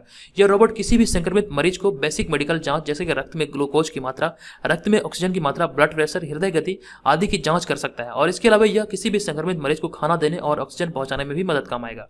और इस रोबोट में high resolution night vision camera है जो कि 360 डिग्री घूमकर मरीजों और हॉस्पिटल की निगरानी कर सकती है। तो भी हाल ही में जो इसका मतलब कि निर्माण किया गया है ये बिहार के पटना जिले की रहने वाली आकांक्षा के द्वारा किया गया है जो कि एक इंजीनियरिंग की छात्रा है। तो ऑप्शन नंबर डी यहाँ पर इस प्रश्न का राइट आंसर होगा। जो भी एक्सप्लेनेशन में ये सब तथ्य है, ये सारे तथ्य आपके एग्जाम में पूछे जा सकते हैं, सारे को आप लोग यहाँ पे याद रखिए। अब बढ़ते हैं यहाँ पर अगले प्रश्न पे। हमारा अगला प्रश्न, हाल ही में महिलाओं की सुरक्षा को देखते हुए बिहार सरकार ने किस कॉलेज की छात्राओं ने मतलब सेफलेट नामक एक ब्रेसलेट तैयार किया है। बिहार में महिलाओं की सुरक्षा को देखते हुए मतलब किस कॉलेज के छात्राओं ने सेफलेट नामक एक ब्रेसलेट तैयार किया है। तो ये भी हाल ही में जो तैयार किया गया है, ये किया गया है विमेंस कॉलेज पटना के छात्राओं के द्वारा। ऑप्शन नंबर ए यहाँ पर इस प्रश्न का राइट आंसर होगा। इसके बारे में आपको बता दूं कि हाल ही में महिलाओं की सेफ्टी को लेकर के पटना विमेंस कॉलेज की छात्राओं ने सेफलेट नामक एक ऐसा ब्रेसलेट बनाया जो कि हमेशा महिलाओं की मददगार होगी, ये आप ध्यान रखिएगा। और इसका निर्माण पटना विमेंस कॉलेज की BCA की 5 छात्राओं ने किया है। यह ब्रेसलेट को टच करने पर यह अलार्म बजाएगा जो कि 1 किलोमीटर की एरिया में सुनाई देगा। इतना ही नहीं, उसे मतलब एक टच करने के साथ ही रजिस्टर्ड नंबरों पर एक मैसेज भी चला जाएगा और यह जल्द ही मार्केट में 1000 से लेकर के 1500 रुपये तक उपलब्ध होगा। ये मतलब कि ये सारी बातें इसमें कही गई है। तो आप याद रखेंगे इसका जो निर्माण किया गया है ये पटना के मतलब BCA के 5 छात्रों के द्वारा किया गया, पटना विमेंस कॉलेज के 5 छात्राओं के द्वारा। तो इसका नाम आपको याद रखना है, इसका नाम है सेफलेट, जो कि एक ब्रेसलेट का ही एक प्रकार है। ठीक है, ये ध्यान रखेंगे। चलिए अब हम यहाँ पे आगे बढ़ेंगे और देखेंगे अगला प्रश्न। 419वां प्रश्न है कि हाल ही में बिहार मौसम विभाग से मिली जानकारी के अनुसार किस चक्रवाती तूफान से बिहार को खतरा है। तो देखिए इस प्रश्न का जो राइट आंसर होगा ये हमारा होगा ऑप्शन नंबर बी, यानी कि यास तूफान इस प्रश्न का सही उत्तर होगा। देखिए ये इस वर्ष का दूसरा चक्रवाती तूफान है, हालांकि ये मतलब कि बीत चुका है। अब इसके बारे में कुछ तथ्य उन्हें देख लेते हैं। तो हाल ही में पश्चिम बंगाल में अरब सागर में उठे इस साल के पहले चक्रवाती तूफान ताउते के बाद अब पूर्वी तट पर इस साल का दूसरा चक्रवाती तूफान यास का खतरा मंडरा रहा है, ये ध्यान रखेगा। और इससे बिहार को भी मुसीबत का सामना करना पड़ सकता है, हालांकि ये पुराना हो चुका है। और यहाँ पे आगे है चक्रवाती तूफान यास जो है 26 से 27 मई को बंगाल के खाड़ी से टकराया था। और आगे लिखा गया कि जितनी बार तूफान आता है उतनी ही बार अलग अलग देश इसे नाम देते हैं। और इस साल यहाँ पे गलती से लिखा गया है, ये इस साल मतलब कि आने वाला दूसरा चक्रवाती तूफान जो है ये यास है। और इसका जो नामकरण किया गया है ये ओमान के द्वारा किया गया है। और यास का जो अर्थ होता है ये होता है निराशा, ये ध्यान रखेगा। यास का अर्थ होता है निराशा। और यहाँ पे मैं आपको बता दूं कि पहला चक्रवाती तूफान जो कि अरब सागर में उठा था उसका नाम था ताउते, जिसका अर्थ होता है मतलब कि अधिक शोर करने वाले छिपकली, ये ध्यान रखेगा। और इसका जो नामकरण जो किया गया था ये म्यांमार के द्वारा किया गया था, जबकि जो यास तूफान है इसका जो नामकरण किया गया है ये ओमान के द्वारा किया गया है। और इसका जो अर्थ होता है ये होता है निराशा। तो ये भी बात आप याद रखिएगा। उसके बाद यहाँ पे अगला प्रश्न, हाल ही में केंद्र सरकार द्वारा घोषित कृषि निर्यात नीति यानी कि एग्रीकल्चर एक्सपोर्ट पॉलिसी AEP में बिहार के कितने कृषि उत्पादों को शामिल किया गया है। तो एग्रीकल्चर एक्सपोर्ट पॉलिसी में बिहार के एक भी उत्पादों को शामिल नहीं किया गया है। ऑप्शन नंबर डी यहाँ पर इस प्रश्न का राइट आंसर होगा। हाल ही में केंद्र सरकार द्वारा घोषित कृषि निर्यात नीति यानी कि एग्रीकल्चर एक्सपोर्ट पॉलिसी AEP में बिहार के किसी भी कृषि उत्पाद को शामिल नहीं किया गया है, ये आपको ध्यान रखिएगा। ऑप्शन नंबर डी यहाँ पर इस प्रश्न का राइट आंसर होगा। आगे है कि जिस वजह से बिहार के मखाना, लीची और आम आदि फसलों के निर्यात नहीं हो सकेगा, जिससे बिहार के किसानों को बड़ा नुकसान हो सकता है। भारत सरकार ने 2020 के अंत तक किसानों की आय को दोगुना करने के उद्देश्य से AEP मतलब कि इस योजना को मंजूरी दिया था, AEP योजना को मंजूरी दिया था। और इसमें 11 राज्यों के 12 उत्पादों को हाल ही में निर्यात के लिए चुना गया है। तो भारत सरकार के द्वारा जो निर्यात के लिए चुना गया इसमें बिहार के मतलब किसी भी उत्पाद को नहीं चुना गया इस एग्रीकल्चर एक्सपोर्ट पॉलिसी के तहत। ठीक है, ये ध्यान रखेगा। चलिए अब यहाँ पे हम बढ़ते हैं अगले प्रश्न पे। हमारा अगला प्रश्न, हाल ही में बिहार सरकार के द्वारा विद्यार्थियों के लिए कौन सा ऐप लॉन्च किया गया है। तो विद्यार्थियों के लिए अभी हाल ही में जो ऐप लॉन्च किया गया इसका राइट आंसर होगा हमारा ऑप्शन नंबर डी, यानी कि e-library, Bihar e-library class 1 to 12 app, ये लॉन्च भी किया गया अभी हाल ही में बिहार सरकार द्वारा। हाल ही में बिहार सरकार ने बिहार बोर्ड की कक्षा 1 से 12वीं तक के छात्रों के लिए बिहार ई-लाइब्रेरी क्लास 1 to 12 नाम से एक ऐप तैयार किया गया है। और इसे डिजिटल माध्यम से किताबों को मतलब डाउनलोड किया जा सकता है, ये ध्यान रखिएगा। और यहाँ पे आगे लिखा गया इसे बिहार शिक्षा परियोजना परिषद, राज्य शिक्षा अनुसंधान परिषद और यूनिसेफ के साथ मतलब सहयोग के मतलब इसे तैयार किया गया है। ठीक है, यहाँ से आपके प्रश्न बनेंगे। ये मतलब ऐप जो तैयार किया गया है ई-लाइब्रेरी ऐप क्लास 1 to 12, ये बिहार शिक्षा परियोजना परिषद, राज्य शिक्षा अनुसंधान परिषद और यूनिसेफ के मतलब सहयोग से ये तैयार किया गया है। तो ऑप्शन नंबर डी यहाँ पर इस प्रश्न का राइट आंसर होगा। चलिए उसके बाद यहाँ बढ़ते हैं अगले प्रश्न पे। हमारा अगला प्रश्न, हाल ही में राष्ट्रीय जनता दल यानी कि राजद के अध्यक्ष लालू यादव को कितनी साल पुरानी DLF रिश्वत मामले में CBI ने क्लीन चिट दे दिया है। तो इस प्रश्न का राइट आंसर होगा हमारा ऑप्शन नंबर सी, यानी कि 3 साल पुराने। अब आपको यहाँ पर इस बारे में बता दूं, हाल ही में राष्ट्रीय जनता दल यानी कि राजद के अध्यक्ष लालू यादव को 3 साल पुराने DLF रिश्वत मामले में CBI ने क्लीन चिट दे दिया है। यहाँ पे आगे लिखा गया है कि 2018 में CBI की आर्थिक अपराध शाखा ने कथित भ्रष्टाचार को लेकर लालू यादव और रियल एस्टेट डेवलपर DLF समूह के खिलाफ प्रारंभिक जांच शुरू की थी और दोषी करार देते हुए मतलब कि दोषी करार दिया गया था। और ये अभी हाल ही में मतलब 3 साल के बाद ये मतलब क्लीन चिट दे दिया गया है। ठीक है, ये ध्यान रखेगा। तो ऑप्शन नंबर सी यहाँ पर इस प्रश्न का राइट आंसर होगा। चलिए अब यहाँ पे बढ़ते हैं अगले प्रश्न पे। हमारा अगला प्रश्न, हाल ही में बिहार पुलिस के क्राइम रिकॉर्ड के तहत जारी आंकड़ों के मुताबिक जनवरी से मार्च 2021 तक कितने अपराधियों की गिरफ्तारी हुई है। तो इस आंकड़े के मुताबिक जनवरी से मार्च 2021 तक बिहार में 49,638 अपराधियों की गिरफ्तारी हुई है। आपको इसके बारे में कंप्लीट इन्फॉर्मेशन दे दूं कि बिहार राज्य की ओर से जारी होने वाले हर माह क्राइम रिकॉर्ड के तहत हाल ही में मार्च माह तक का डेटा जारी किया गया और इस आंकड़ों के मुताबिक जनवरी से मार्च 2021 तक कुल 49,638 अपराधियों की गिरफ्तारी हुई है। और इसके अलावा देसी हथियार व 7 रेगुलर असलाह के साथ करीब 3,506 गोलियां भी बरामद हुई है। ये आपको ध्यान रखना है। और बिहार में प्रत्येक माह औसतन लगभग 18,000 अपराधियों की गिरफ्तारी होती है। 18,000 अपराधियों की गिरफ्तारी यहाँ पर औसतन होती है, तो ये भी बात आपको याद रखना है। तो हाल में ये जो डाटा जारी किया गया जनवरी से मार्च 2021 तक का, इसमें 49,000 कह सकते हैं, लगभग 50,000 अपराधियों की गिरफ्तारी हुई है। तो ऑप्शन नंबर ए यहाँ पर इस प्रश्न का राइट आंसर होगा। उसके बाद यहाँ पे बढ़ते हैं अगले प्रश्न पे। हाल ही में बिहार के स्वास्थ्य मंत्री मंगल पांडे ने किस बीमारी को बिहार में महामारी घोषित किया है? तो इस प्रश्न का राइट आंसर होगा option number A, black fungus को बिहार में महामारी घोषित किया गया है। देश के विभिन्न राज्यों की तरह ब्लैक फंगस को खतरे को देखते हुए बिहार के स्वास्थ्य मंत्री मंगल पांडे ने नीतीश कुमार के निर्देश पर ब्लैक फंगस को एपिडेमिक डिजीज एक्ट में मतलब अधिसूचित कर बिहार में महामारी घोषित कर दिया है। ये ध्यान रखिएगा, बिहार सरकार ने बड़ा फैसला लेते हुए ब्लैक फंगस को आपदा की श्रेणी में भी रखा है। ठीक है, ये आप ध्यान रखिएगा। ऑप्शन नंबर ए यहाँ पर इस प्रश्न का राइट आंसर होगा। ब्लैक फंगस के बारे में मैंने आपको बताया था कि ब्लैक फंगस एक ऐसी बीमारी है जो शरीर की कोशिकाओं को नष्ट कर देता है और मतलब कि शरीर को मतलब पूरी तरह से बर्बाद कर देता है। और यहाँ पर मतलब ब्लैक फंगस का खतरा उन लोगों को होता है जो कि मतलब कि डायबिटीज से पीड़ित हैं। ठीक है, जो लोगों को शुगर का प्रॉब्लम है उन लोगों को ये ज्यादा देखने को मिला है। चलिए उसका ध्यान बढ़ते हैं अगले प्रश्न पे। हाल ही में बिहार के किस स्थान पर 7 पुराने गंगोत्री ऑक्सीजन प्लांट को पुनः शुरू किया गया है? तो किस स्थान पर ये गंगोत्री ऑक्सीजन प्लांट है? तो इस प्रश्न का जो राइट आंसर होगा ये हमारा होगा ऑप्शन नंबर सी, यानी कि बेहटा में। आपको इसके बारे में बता दूं कि हाल ही में पटना के बेहटा में 7 साल से बंद पड़े गंगोत्री ऑक्सीजन प्लांट का उद्घाटन स्थानीय सांसद रामकृपाल यादव के द्वारा किया गया और इसको लेकर हाईकोर्ट ने 15 दिन पहले ही निर्देश दिया था, जिसके बाद यह कार्य को शुरू किया गया था। ठीक है, ये ध्यान रखेगा। और इसे प्रतिदिन लगभग 35 टन जंबो ऑक्सीजन सिलेंडर का उत्पादन किया जाएगा। जो भी व्यक्ति खाली सिलेंडर के साथ ऑक्सीजन भरवाने आएंगे उन्हें प्रति ऑक्सीजन सिलेंडर 300 रुपये से लेकर के 350 रुपये तक का कीमत चुकाना पड़ेगा। तो बस आपको ये याद यहाँ पर रखना है कि ये अभी हाल ही में ये जो मतलब कि गंगोत्री ऑक्सीजन प्लांट का मतलब कार्य को पुनः शुरू किया गया है, ये बिहार के पटना के बिहटा में है। ठीक है, ये ध्यान रखिएगा। ऑप्शन नंबर सी यहाँ पर इस प्रश्न का राइट आंसर हो जाएगा। उसके बाद यहाँ पे बढ़ते हैं अगले प्रश्न पे। हाल ही में कोरोना संक्रमण की दूसरी लहर के कारण बिहार में कब तक लॉकडाउन की घोषणा की गई है? ये प्रश्न ऑलरेडी पुराना हो चुका है, तो मैं इसका यहाँ पे सिर्फ आपका आंसर बता दे रहा हूँ। इसका आंसर होगा ऑप्शन नंबर 1 जून तक ये बढ़ाया गया था, फिर 1 जून से बढ़ा करके 8 जून किया गया, ये बढ़ते रहा था। ठीक है, तो ये आपको याद रखना, ये प्रश्न समय के साथ पुराना हो चुका है। ठीक है, ये ध्यान रखेगा। अब हम यहाँ पे बढ़ते हैं अगले प्रश्न पे। हमारा अगला प्रश्न है हाल ही में किस राज्य सरकार ने डिजिटल माध्यम से पढ़ाई करने के लिए विद्यार्थियों को टैब या फिर स्मार्टफोन देने की घोषणा की है? तो यहाँ पर इस प्रश्न का जो राइट आंसर होगा ये हमारा होगा ऑप्शन नंबर सी, बिहार सरकार के द्वारा ये घोषणा किया गया।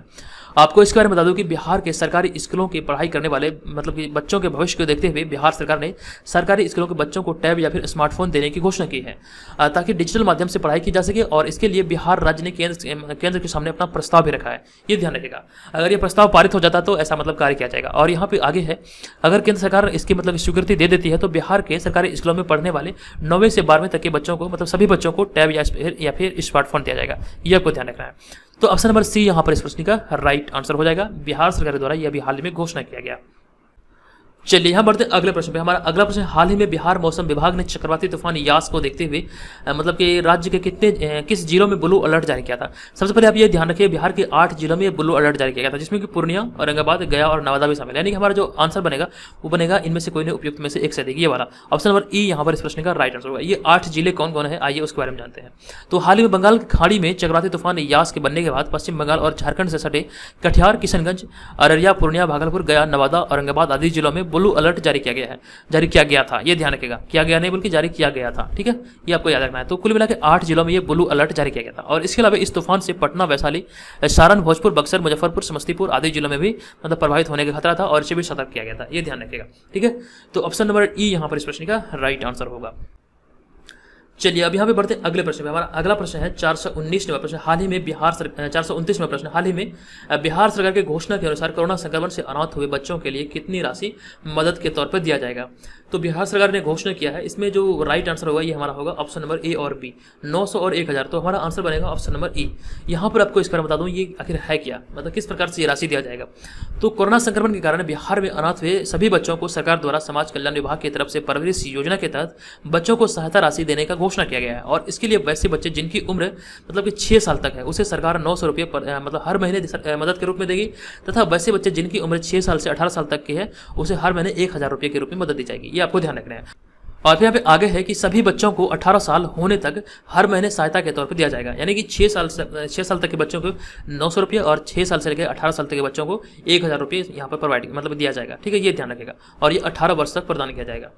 अब यहाँ पे बढ़ते हैं अगले प्रश्न पे। 430 नंबर प्रश्न, हाल ही में यूनिसेफ द्वारा जारी आंकड़ों के मुताबिक बिहार में कितने बच्चों की पढ़ाई पूरी तरह से बंद हो गई है? तो इस प्रश्न का राइट आंसर होगा हमारा ऑप्शन नंबर डी, यानी कि 75 लाख बच्चों की पढ़ाई पूरी तरह से बंद हो चुकी है। आइए इसके बारे में आपको बता दूं, हाल ही में बिहार में कोरोना महामारी के दौरान यूनिसेफ ने एक चौंकाने वाला रिपोर्ट जारी किया है और यूनिसेफ के इस रिपोर्ट के अनुसार बिहार में लॉकडाउन और कोरोना की वजह से करीब 75 लाख बच्चों की पढ़ाई पूरी तरह से बंद हो चुकी है। ये आप ध्यान रखिएगा। और इस रिपोर्ट में बच्चों की पढ़ाई बंद होने की जो मुख्य वजह बताई गई है वो ऑनलाइन सामग्री नहीं उपलब्ध होना बताया गया है। ठीक है, इसका जो मुख्य कारण बताया गया है कि बिहार में जो पढ़ाई चौपट है, पढ़ाई जो बंद है कोरोना संक्रमण के कारण, तो इसका मुख्य वजह बताया गया है कि ऑनलाइन पढ़ाई का सामग्री उपलब्ध नहीं होना। ठीक है, ऑनलाइन माध्यम को मतलब दोषी ठहराया गया है। तो ऑप्शन नंबर डी यहाँ पे इस प्रश्न का राइट आंसर होगा। और फिर यहाँ पे अगला प्रश्न, हाल ही में बिहार के किस नदी पर डबल डैम का निर्माण कार्य का शुभारंभ किया गया है? तो इस प्रश्न का राइट आंसर होगा हमारा ऑप्शन नंबर सी, यानी कि फल्गु नदी पर। आइए इसके बारे में डिटेल में बता दूं कि हाल ही में बिहार के फल्गु या फिर निरंजना नदी पर बनने वाले रबर डैम के निर्माण कार्य का शुभारंभ किया गया है। यह वहां स्थित गया जी के लिए बहुत ही बड़ी सौगात है। इसके निर्माण से गया जी पर्यटन स्थल को भी बढ़ावा मिलेगा, ये ध्यान रखिएगा। और साथ ही इस रबर डैम का निर्माण हो जाने से वहाँ श्रद्धालु जो पिंडदान करने आते हैं उनको सालों भर पानी मिलेगा, ये आपको याद रखना है। और विष्णु पुराण के अनुसार जिस व्यक्ति का पिंडदान यहाँ हो जाता है उनकी आत्मा को निश्चित तौर पर शांति मिलती है। ये गया जी में मतलब जो फल्गु नदी के तट पर, ये मतलब कि फल्गु नदी पर यह बनाया जाएगा रबर डैम का निर्माण कार्य भी हाल ही में शुरू किया गया है। यहाँ पे बात है फल्गु या फिर निरंजना नदी की, तो इसी नदी के तट पर भगवान बुद्ध को ज्ञान की प्राप्ति हुई थी वैशाख पूर्णिमा की रात्रि को। ठीक है, ये ध्यान रखेगा। चलिए उसके बाद हम यहाँ पे बढ़ते हैं अगले प्रश्न पे। हमारा अगला प्रश्न है 432 नंबर प्रश्न। तो ये प्रश्न है कि हाल ही में बिहार सरकार ने किस चक्रवाती तूफान के प्रकोप को देखते हुए पूरे राज्य में येलो अलर्ट जारी किया है?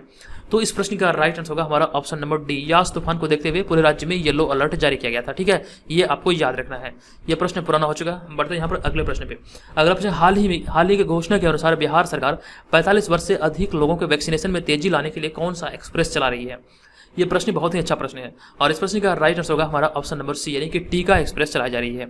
आपको इसके बारे में बता दूं, कोरोना महामारी को देखते हुए वैक्सीनेशन में गति देने के लिए राज्य सरकार ने पूरे प्रदेश में टीका एक्सप्रेस चला रही है और यह ग्रामीण क्षेत्रों में 45 वर्ष से अधिक लोगों को वैक्सीनेशन में तेजी लाने के उद्देश्य से चलाया जा रहा है। ये ध्यान रखिएगा ताकि 45 वर्ष से अधिक उम्र के लोगों को कोविड वैक्सीन के लिए अस्पतालों या फिर सेंटर का चक्कर नहीं लगाना पड़े, ये याद रखिए। और यहाँ पे आगे है, इसमें एक दिन हर वाहन को 200 लोगों का टीकाकरण का लक्ष्य दिया गया है और वर्तमान में बिहार के स्वास्थ्य मंत्री मंगल पांडे हैं। ये ध्यान रखिएगा, ये जो टीका एक्सप्रेस जो चला जा रहा है बिहार सरकार द्वारा, तो इसमें प्रत्येक वाहन को मतलब कि एक दिन में 200 लोगों को टीकाकरण करने का लक्ष्य दिया गया है और इसके तहत 45 वर्ष या फिर उससे अधिक लोगों का ही टीकाकरण किया जाएगा ग्रामीण इलाकों में, ये आप ध्यान रखिएगा। तो ऑप्शन नंबर सी यहाँ पर इस प्रश्न का सही उत्तर होगा। चलिए बढ़ते हैं अगले प्रश्न पे। हमारा अगला प्रश्न, हाल ही में बिहार सरकार की घोषणा के अनुसार किस राज्य से बिहार आने वाले सभी यात्रियों की कोरोना जांच अनिवार्य कर दी गई है? यहाँ पर इस प्रश्न का राइट आंसर होगा हमारा ऑप्शन नंबर सी, पश्चिम बंगाल से आने वाले सभी यात्रियों की। ऐसा ही एक प्रश्न मैंने आपको कुछ देर पहले ही बताया था। अब आपको इसके बारे में बता दूं कि हाल ही में मुख्यमंत्री नीतीश कुमार ने वर्तमान कोविड की स्थिति की समीक्षा करते हुए बिहार आने वाले सभी यात्रियों की, जो कि पश्चिम बंगाल से आएंगे, तो पश्चिम बंगाल से आने वाले सभी यात्रियों की मतलब कोरोना जांच अनिवार्य कर दी गई, ये ध्यान रखिएगा। और यह निर्णय इसलिए लिया गया क्योंकि पश्चिम बंगाल में पॉजिटिविटी रेट जो है वो बहुत ही ज़्यादा है और इसलिए वहाँ से ट्रेन या फिर बस से आने वाले सभी यात्रियों के लिए मतलब जांच कराने का आदेश दिया गया है, यानी कि RT-PCR की RT-PCR की जो नेगेटिव रिपोर्ट है वो अनिवार्य कर दी गई है, ये ध्यान रखिएगा। तो ऑप्शन नंबर सी यहाँ पर इस प्रश्न का राइट आंसर होगा पश्चिम बंगाल। चलिए यहाँ पे बढ़ते हैं अगले प्रश्न पे। हमारा अगला प्रश्न है, चक्रवाती तूफान यास के खतरे को देखते हुए बिहार सरकार द्वारा बिहार में NDRF और SDRF की कितनी टीमों को तैनात किया गया है? तो यहाँ पर इस प्रश्न का जो राइट आंसर होगा हमारा ये होगा ऑप्शन नंबर बी, यानी कि 22 टीमों को तैनात किया गया कुल मिलाकर। आपको बता दूं कि चक्रवाती तूफान जो कि इस वर्ष का दूसरा चक्रवाती तूफान यास है, तो यास के व्यापक प्रभाव को देखते हुए बिहार सरकार द्वारा सभी जिलाधिकारियों को सतर्क रहने की हिदायत दी गई और इस समस्या से निपटने के लिए बिहार सरकार ने मतलब कि बिहार में NDRF और SDRF की कुल 22 टीमों को तैनात कर दिया है। आप यहाँ पे याद रखिएगा, मतलब यहाँ पे जो है NDRF की 4 टीमें हैं, ये NDRF की 4 टीमें, NDRF की 4 और SDRF की 18, ठीक है, ये ध्यान रखिएगा, कुल मिला के 22।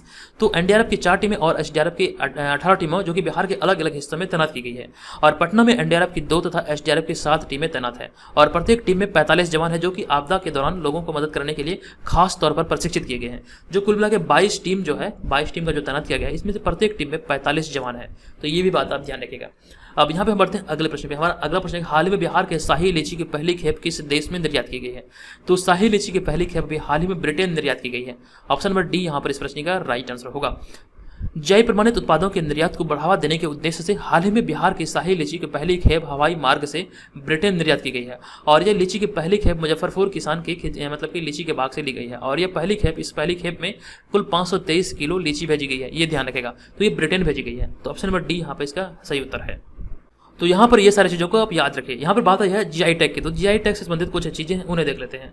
तो जीआई टैग के बारे में है, पहला पॉइंट यहाँ देख सकते हैं कि जर्दालू आम, कतरनी चावल और मगही पान के बाद शाही लीची 2018 में जीआई टैग प्राप्त करने वाला बिहार का चौथा कृषि उत्पाद है, ये ध्यान रखिएगा। और अगला पॉइंट है कि जीआई टैग मिलने से उत्पाद की इंटरनेशनल ब्रांडिंग आसान होती है। और अगला है कि शाही लीची के लिए जीआई प्रमाणीकरण मुजफ्फरपुर स्थित लीची ग्रोवर्स एसोसिएशन ऑफ बिहार को दिया गया है, ये याद रखिएगा। और यहाँ पे आगे है कि बिहार में मुजफ्फरपुर, वैशाली, समस्तीपुर, चंपारण, बेगूसराय जिले और आसपास के क्षेत्रों में शाही लीची की बागवानी के लिए अनुकूल जलवायु है, ठीक है, ये ध्यान रखिएगा। और अगला है कि चीन के बाद भारत लीची में विश्व का दूसरा मतलब कि सबसे अधिक उत्पादक देश है, ठीक है, ये ध्यान रखिएगा। और भारत में मतलब कि बिहार लीची के उत्पादन में सबसे अग्रणी है, ये भी ध्यान रखिएगा। यहाँ पर मैं आपको एक बात पूछना चाहता हूँ कि जीआई प्रमाणित जो शाही लीची है मुजफ्फरपुर की, तो कितने लोग इस लीची का स्वाद चखे हैं, कृपया कमेंट करके जरूर बताइएगा। अब हम यहाँ पे आगे बढ़ते हैं और यहाँ पे अगला प्रश्न है कि हाल ही में किस राज्य सरकार ने लॉकडाउन के दौरान मंत्रियों विधायकों के घूमने पर अंकुश लगा दिया है? तो अंकुश अभी हाल ही में बिहार सरकार के द्वारा लगाया गया। ऑप्शन नंबर सी यहाँ पर इस प्रश्न का राइट आंसर होगा। आपको बता दूं कि हाल ही में बिहार सरकार ने लॉकडाउन के दौरान मंत्रियों विधायकों के घूमने पर अंकुश लगा दिया है। इसके लिए बिहार सरकार ने 23 मई को एक पत्र जारी किया था और सभी मंत्रियों को घूमने पर रोक लगा दी गई है। दरअसल मंत्रियों और विधायकों को अपने क्षेत्र में घूमने से लॉकडाउन का उल्लंघन हो रहा था, तो इसी वजह से मतलब कि बिहार सरकार द्वारा यह निर्णय लिया गया है। तो ऑप्शन नंबर सी यहाँ पर इस प्रश्न का सही उत्तर होगा। उसके बाद यहाँ पे बढ़ेंगे अगले प्रश्न पे। हमारा अगला प्रश्न है, हाल ही में बिहार में किस नाम से ऑनलाइन कक्षाएं प्रारंभ की गई है? तो इस प्रश्न का राइट आंसर होगा ऑप्शन नंबर ए, यानी कि मेरा दूरदर्शन मेरा विद्यालय। डीडी बिहार पे ये शुरू किया गया है, अभी कुछ देर पहले ही मैंने आपको बताया था। अब यहाँ पे मेरा दूरदर्शन मेरा विद्यालय नाम से विद्यार्थियों को शिक्षा से जोड़े रखने के लिए बिहार शिक्षा विभाग और दूरदर्शन की ओर से ये शुरू किया गया है, जिसमें बिहार शिक्षा परियोजना परिषद व यूनिसेफ की तरफ से भी सहयोग मिल रहा है, ये भी बात मैंने आपको बताया था। और यहाँ पे आगे है कि यह कक्षाएं डीडी बिहार पर संचालित होती है और ये सुबह 9 बजे से 10 बजे तक कक्षा 6 से लेकर 8वीं तक के विद्यार्थियों के लिए होता है। हालांकि 10वीं से 12वीं तक की कक्षा जो कि 10 मई से ही मतलब शुरू हो चुकी है, ये भी आप ध्यान रखिएगा, ठीक है। चलिए उसका यहाँ बढ़ते हैं अगले प्रश्न पे। हमारा अगला प्रश्न है, हाल ही में भारत मौसम विज्ञान विभाग ने यास तूफान के खतरे को देखते हुए बिहार सहित कितने राज्यों में रेड अलर्ट जारी किया है, क्या था? तो इस प्रश्न का जो सही आंसर होगा ये होगा हमारा ऑप्शन नंबर ए, यानी कि 4 मतलब के राज्यों में ये रेड अलर्ट जारी किया गया था। इसके बारे में आपको बता दूं कि भारत मौसम विज्ञान विभाग ने यास तूफान के खतरे को देखते हुए बिहार सहित कुल 4 जिलों में रेड अलर्ट जारी किया, जिनमें कि पूर्वी उत्तर प्रदेश, बिहार, पश्चिम बंगाल और सिक्किम शामिल है, ये ध्यान रखेगा। और यहाँ पे लिखा गया कि जितनी बार तूफान आते हैं उतनी ही बार अलग अलग देश इसे नाम देते हैं। और इस साल का यास जो है इस साल का दूसरा चक्रवाती तूफान है, जो कि बंगाल की खाड़ी से टकराया था। और इसका जो नाम जो दिया गया ये ओमान के द्वारा दिया गया, जिसका अर्थ होता है निराशा। तो ये सारे फैक्ट यहाँ से आप याद रखिए, ठीक है। तो 4 जिलों में रेड अलर्ट जारी किया गया था भारत मौसम विज्ञान विभाग के द्वारा। चलिए अब यहाँ बढ़ते हैं अगले प्रश्न पे। हमारा अगला प्रश्न है, कोरोना महामारी के दौरान हाल ही में अररिया को सैनिटाइज करने के लिए ड्रोन कहां से मंगाया गया है? तो इस प्रश्न का राइट आंसर होगा ड्रोन हैदराबाद से मंगाया गया है। तो कोरोना महामारी के दौरान, यहाँ देखिए गलती से कोरोना लिखा गया बल्कि यहाँ कोरोना होगा। तो कोरोना महामारी के दौरान हाल ही में अररिया को सैनिटाइज करने के उद्देश्य से हैदराबाद से 2 ड्रोन मंगाया गया है। तो आप ये ध्यान रखेंगे, अररिया बिहार का एक जिला है और यहीं पे मतलब कि इसे सैनिटाइज करने के उद्देश्य से हैदराबाद से 2 ड्रोन मंगाया गया है। यहाँ पे बढ़ते हैं अगले प्रश्न पे। हमारा अगला प्रश्न, हाल ही में पटना एम्स ने एम्फोटेरेसिन बी की 3000 बॉयल खरीदने की घोषणा की है। इस दवाई का उपयोग किस बीमारी के इलाज में होता है? तो एम्फोटेरेसिन बी का जो इस्तेमाल होता है ये ब्लैक फंगस में होता है, ब्लैक फंगस के इलाज में होता है। आपको यहाँ पे इसके बारे में बता दूं कि हाल ही में पटना एम्स ने एम्फोटेरेसिन बी की 3000 बॉयल खरीदने की घोषणा की है। और इस दवाई का उपयोग ब्लैक फंगस यानी कि म्यूकरमाइकोसिस बीमारी के इलाज में होता है। और इसके लिए पटना एम्स प्रशासन दवा कंपनियों से बात करने का प्रयास कर रहा है। और बिहार में ब्लैक फंगस की बढ़ती मरीजों की संख्या को देखते हुए यह निर्णय लिया गया है। तो ये ध्यान रखिएगा, ब्लैक फंगस एक बीमारी है जो कि शरीर की कोशिकाओं को नष्ट कर देता है, ठीक है, ये आपको याद रखना है। ऑप्शन नंबर ए यहाँ पर इस प्रश्न का राइट आंसर होगा। उसको ध्यान बढ़ते हैं अगले प्रश्न में। अगला प्रश्न है, हाल में बिहार के किस जिले में कोरोना संक्रमण के प्रति ग्रामीण लोगों को जागरूक करने के लिए मिशन आरोग्य रक्षक शुरू किया गया है? तो यहाँ पर इस प्रश्न का राइट आंसर होगा मुजफ्फरपुर। बिहार के मुजफ्फरपुर जिले से ये मिशन आरोग्य रक्षक शुरू किया गया। आपको इसके बारे में बता दूं कि हाल ही में कोरोना संक्रमण के दौरान ग्रामीण इलाकों को जागरूक करने और उन्हें स्वास्थ्य और अन्य सुविधाएं मुहैया कराने को लेकर के अखिल भारतीय विद्यार्थी परिषद मिशन आयोग ने मतलब कि आरोग्य रक्षक मतलब शुरू किया है। ये ध्यान रखेगा, ये मुजफ्फरपुर जिले से शुरू किया गया था। हालांकि पूरे बिहार में चलाया गया, लेकिन इसकी जो शुरुआत हुई थी मुजफ्फरपुर से ही हुई थी। और यहाँ पे आगे लिखा गया है, गाँव-गाँव तक इस अभियान को पहुंचाने को लेकर के विद्यार्थी परिषद की ओर से 5-5 युवाओं की 30 टीमें तैयार की गई है। और यह टीम सभी सदस्य PPE kit, face shield, gloves और मास्क से लैस होंगे, जो कि गांव के लोगों को मतलब कि थर्मल स्कैनिंग भी करेंगे, ये आप ध्यान रखेंगे। तो ऑप्शन नंबर सी यहाँ पे इस प्रश्न का राइट आंसर होगा। उसके बाद यहाँ पे बढ़ते हैं अगले प्रश्न पे। हमारा अगला प्रश्न है, हाल ही में बिहार के रोहतास जिले में वन विभाग ने 18 लाख पौधे लगाने का लक्ष्य रखा है। यह पौधे किस योजना के तहत लगाए जाएंगे? तो यहाँ पर इस प्रश्न का जो सही उत्तर होगा ये होगा हमारा ऑप्शन नंबर बी, यानी कि मिशन 5 करोड़ योजना के तहत ये लगाए जाएंगे। आपको इसके बारे में बता दूं कि हाल ही में रोहतास जिले के वन आचरणीय क्षेत्र में बिहार सरकार वन विभाग ने मिशन 5 करोड़ योजना के तहत इस वर्ष 18 लाख पौधे लगाने का लक्ष्य रखा है, ये आप याद रखेंगे। और इस वर्ष जैव विविधता के साथ साथ फलदार पौधे और फूलदार पौधे भी लगाए जाएंगे। जैव विविधता पौधों पौधों में पीपल, बरगद, पाकड़, गूलर और फलदार पौधों में अमरूद, आंवला, हर्रे, बहेरा, गुलमोहर समेत विभिन्न प्रकार के पौधे लगाए जाएंगे। तो ये जो 18 लाख पौधे लगाने का लक्ष्य रखा गया है, ये मिशन 5 करोड़ योजना के तहत लगाने जाने का लक्ष्य रखा गया है और रोहतास जिले में ये वन विभाग के द्वारा ये घोषणा किया गया है। तो ऑप्शन नंबर बी यहाँ पे इस प्रश्न का राइट आंसर होगा। उसके बाद यहाँ पे बढ़ेंगे अगले प्रश्न पे। हमारा अगला प्रश्न, हाल ही में केंद्रीय महिला एवं बाल विकास मंत्रालय ने कितने देशों में अपने दूतावासों में वन स्टॉप सेंटर स्थापित करने का निर्णय लिया है? हालांकि ये बिहार करंट अफेयर्स में शामिल नहीं है, गलती से यहाँ पे आ चुका है, तो इसके बारे में जान लेते हैं।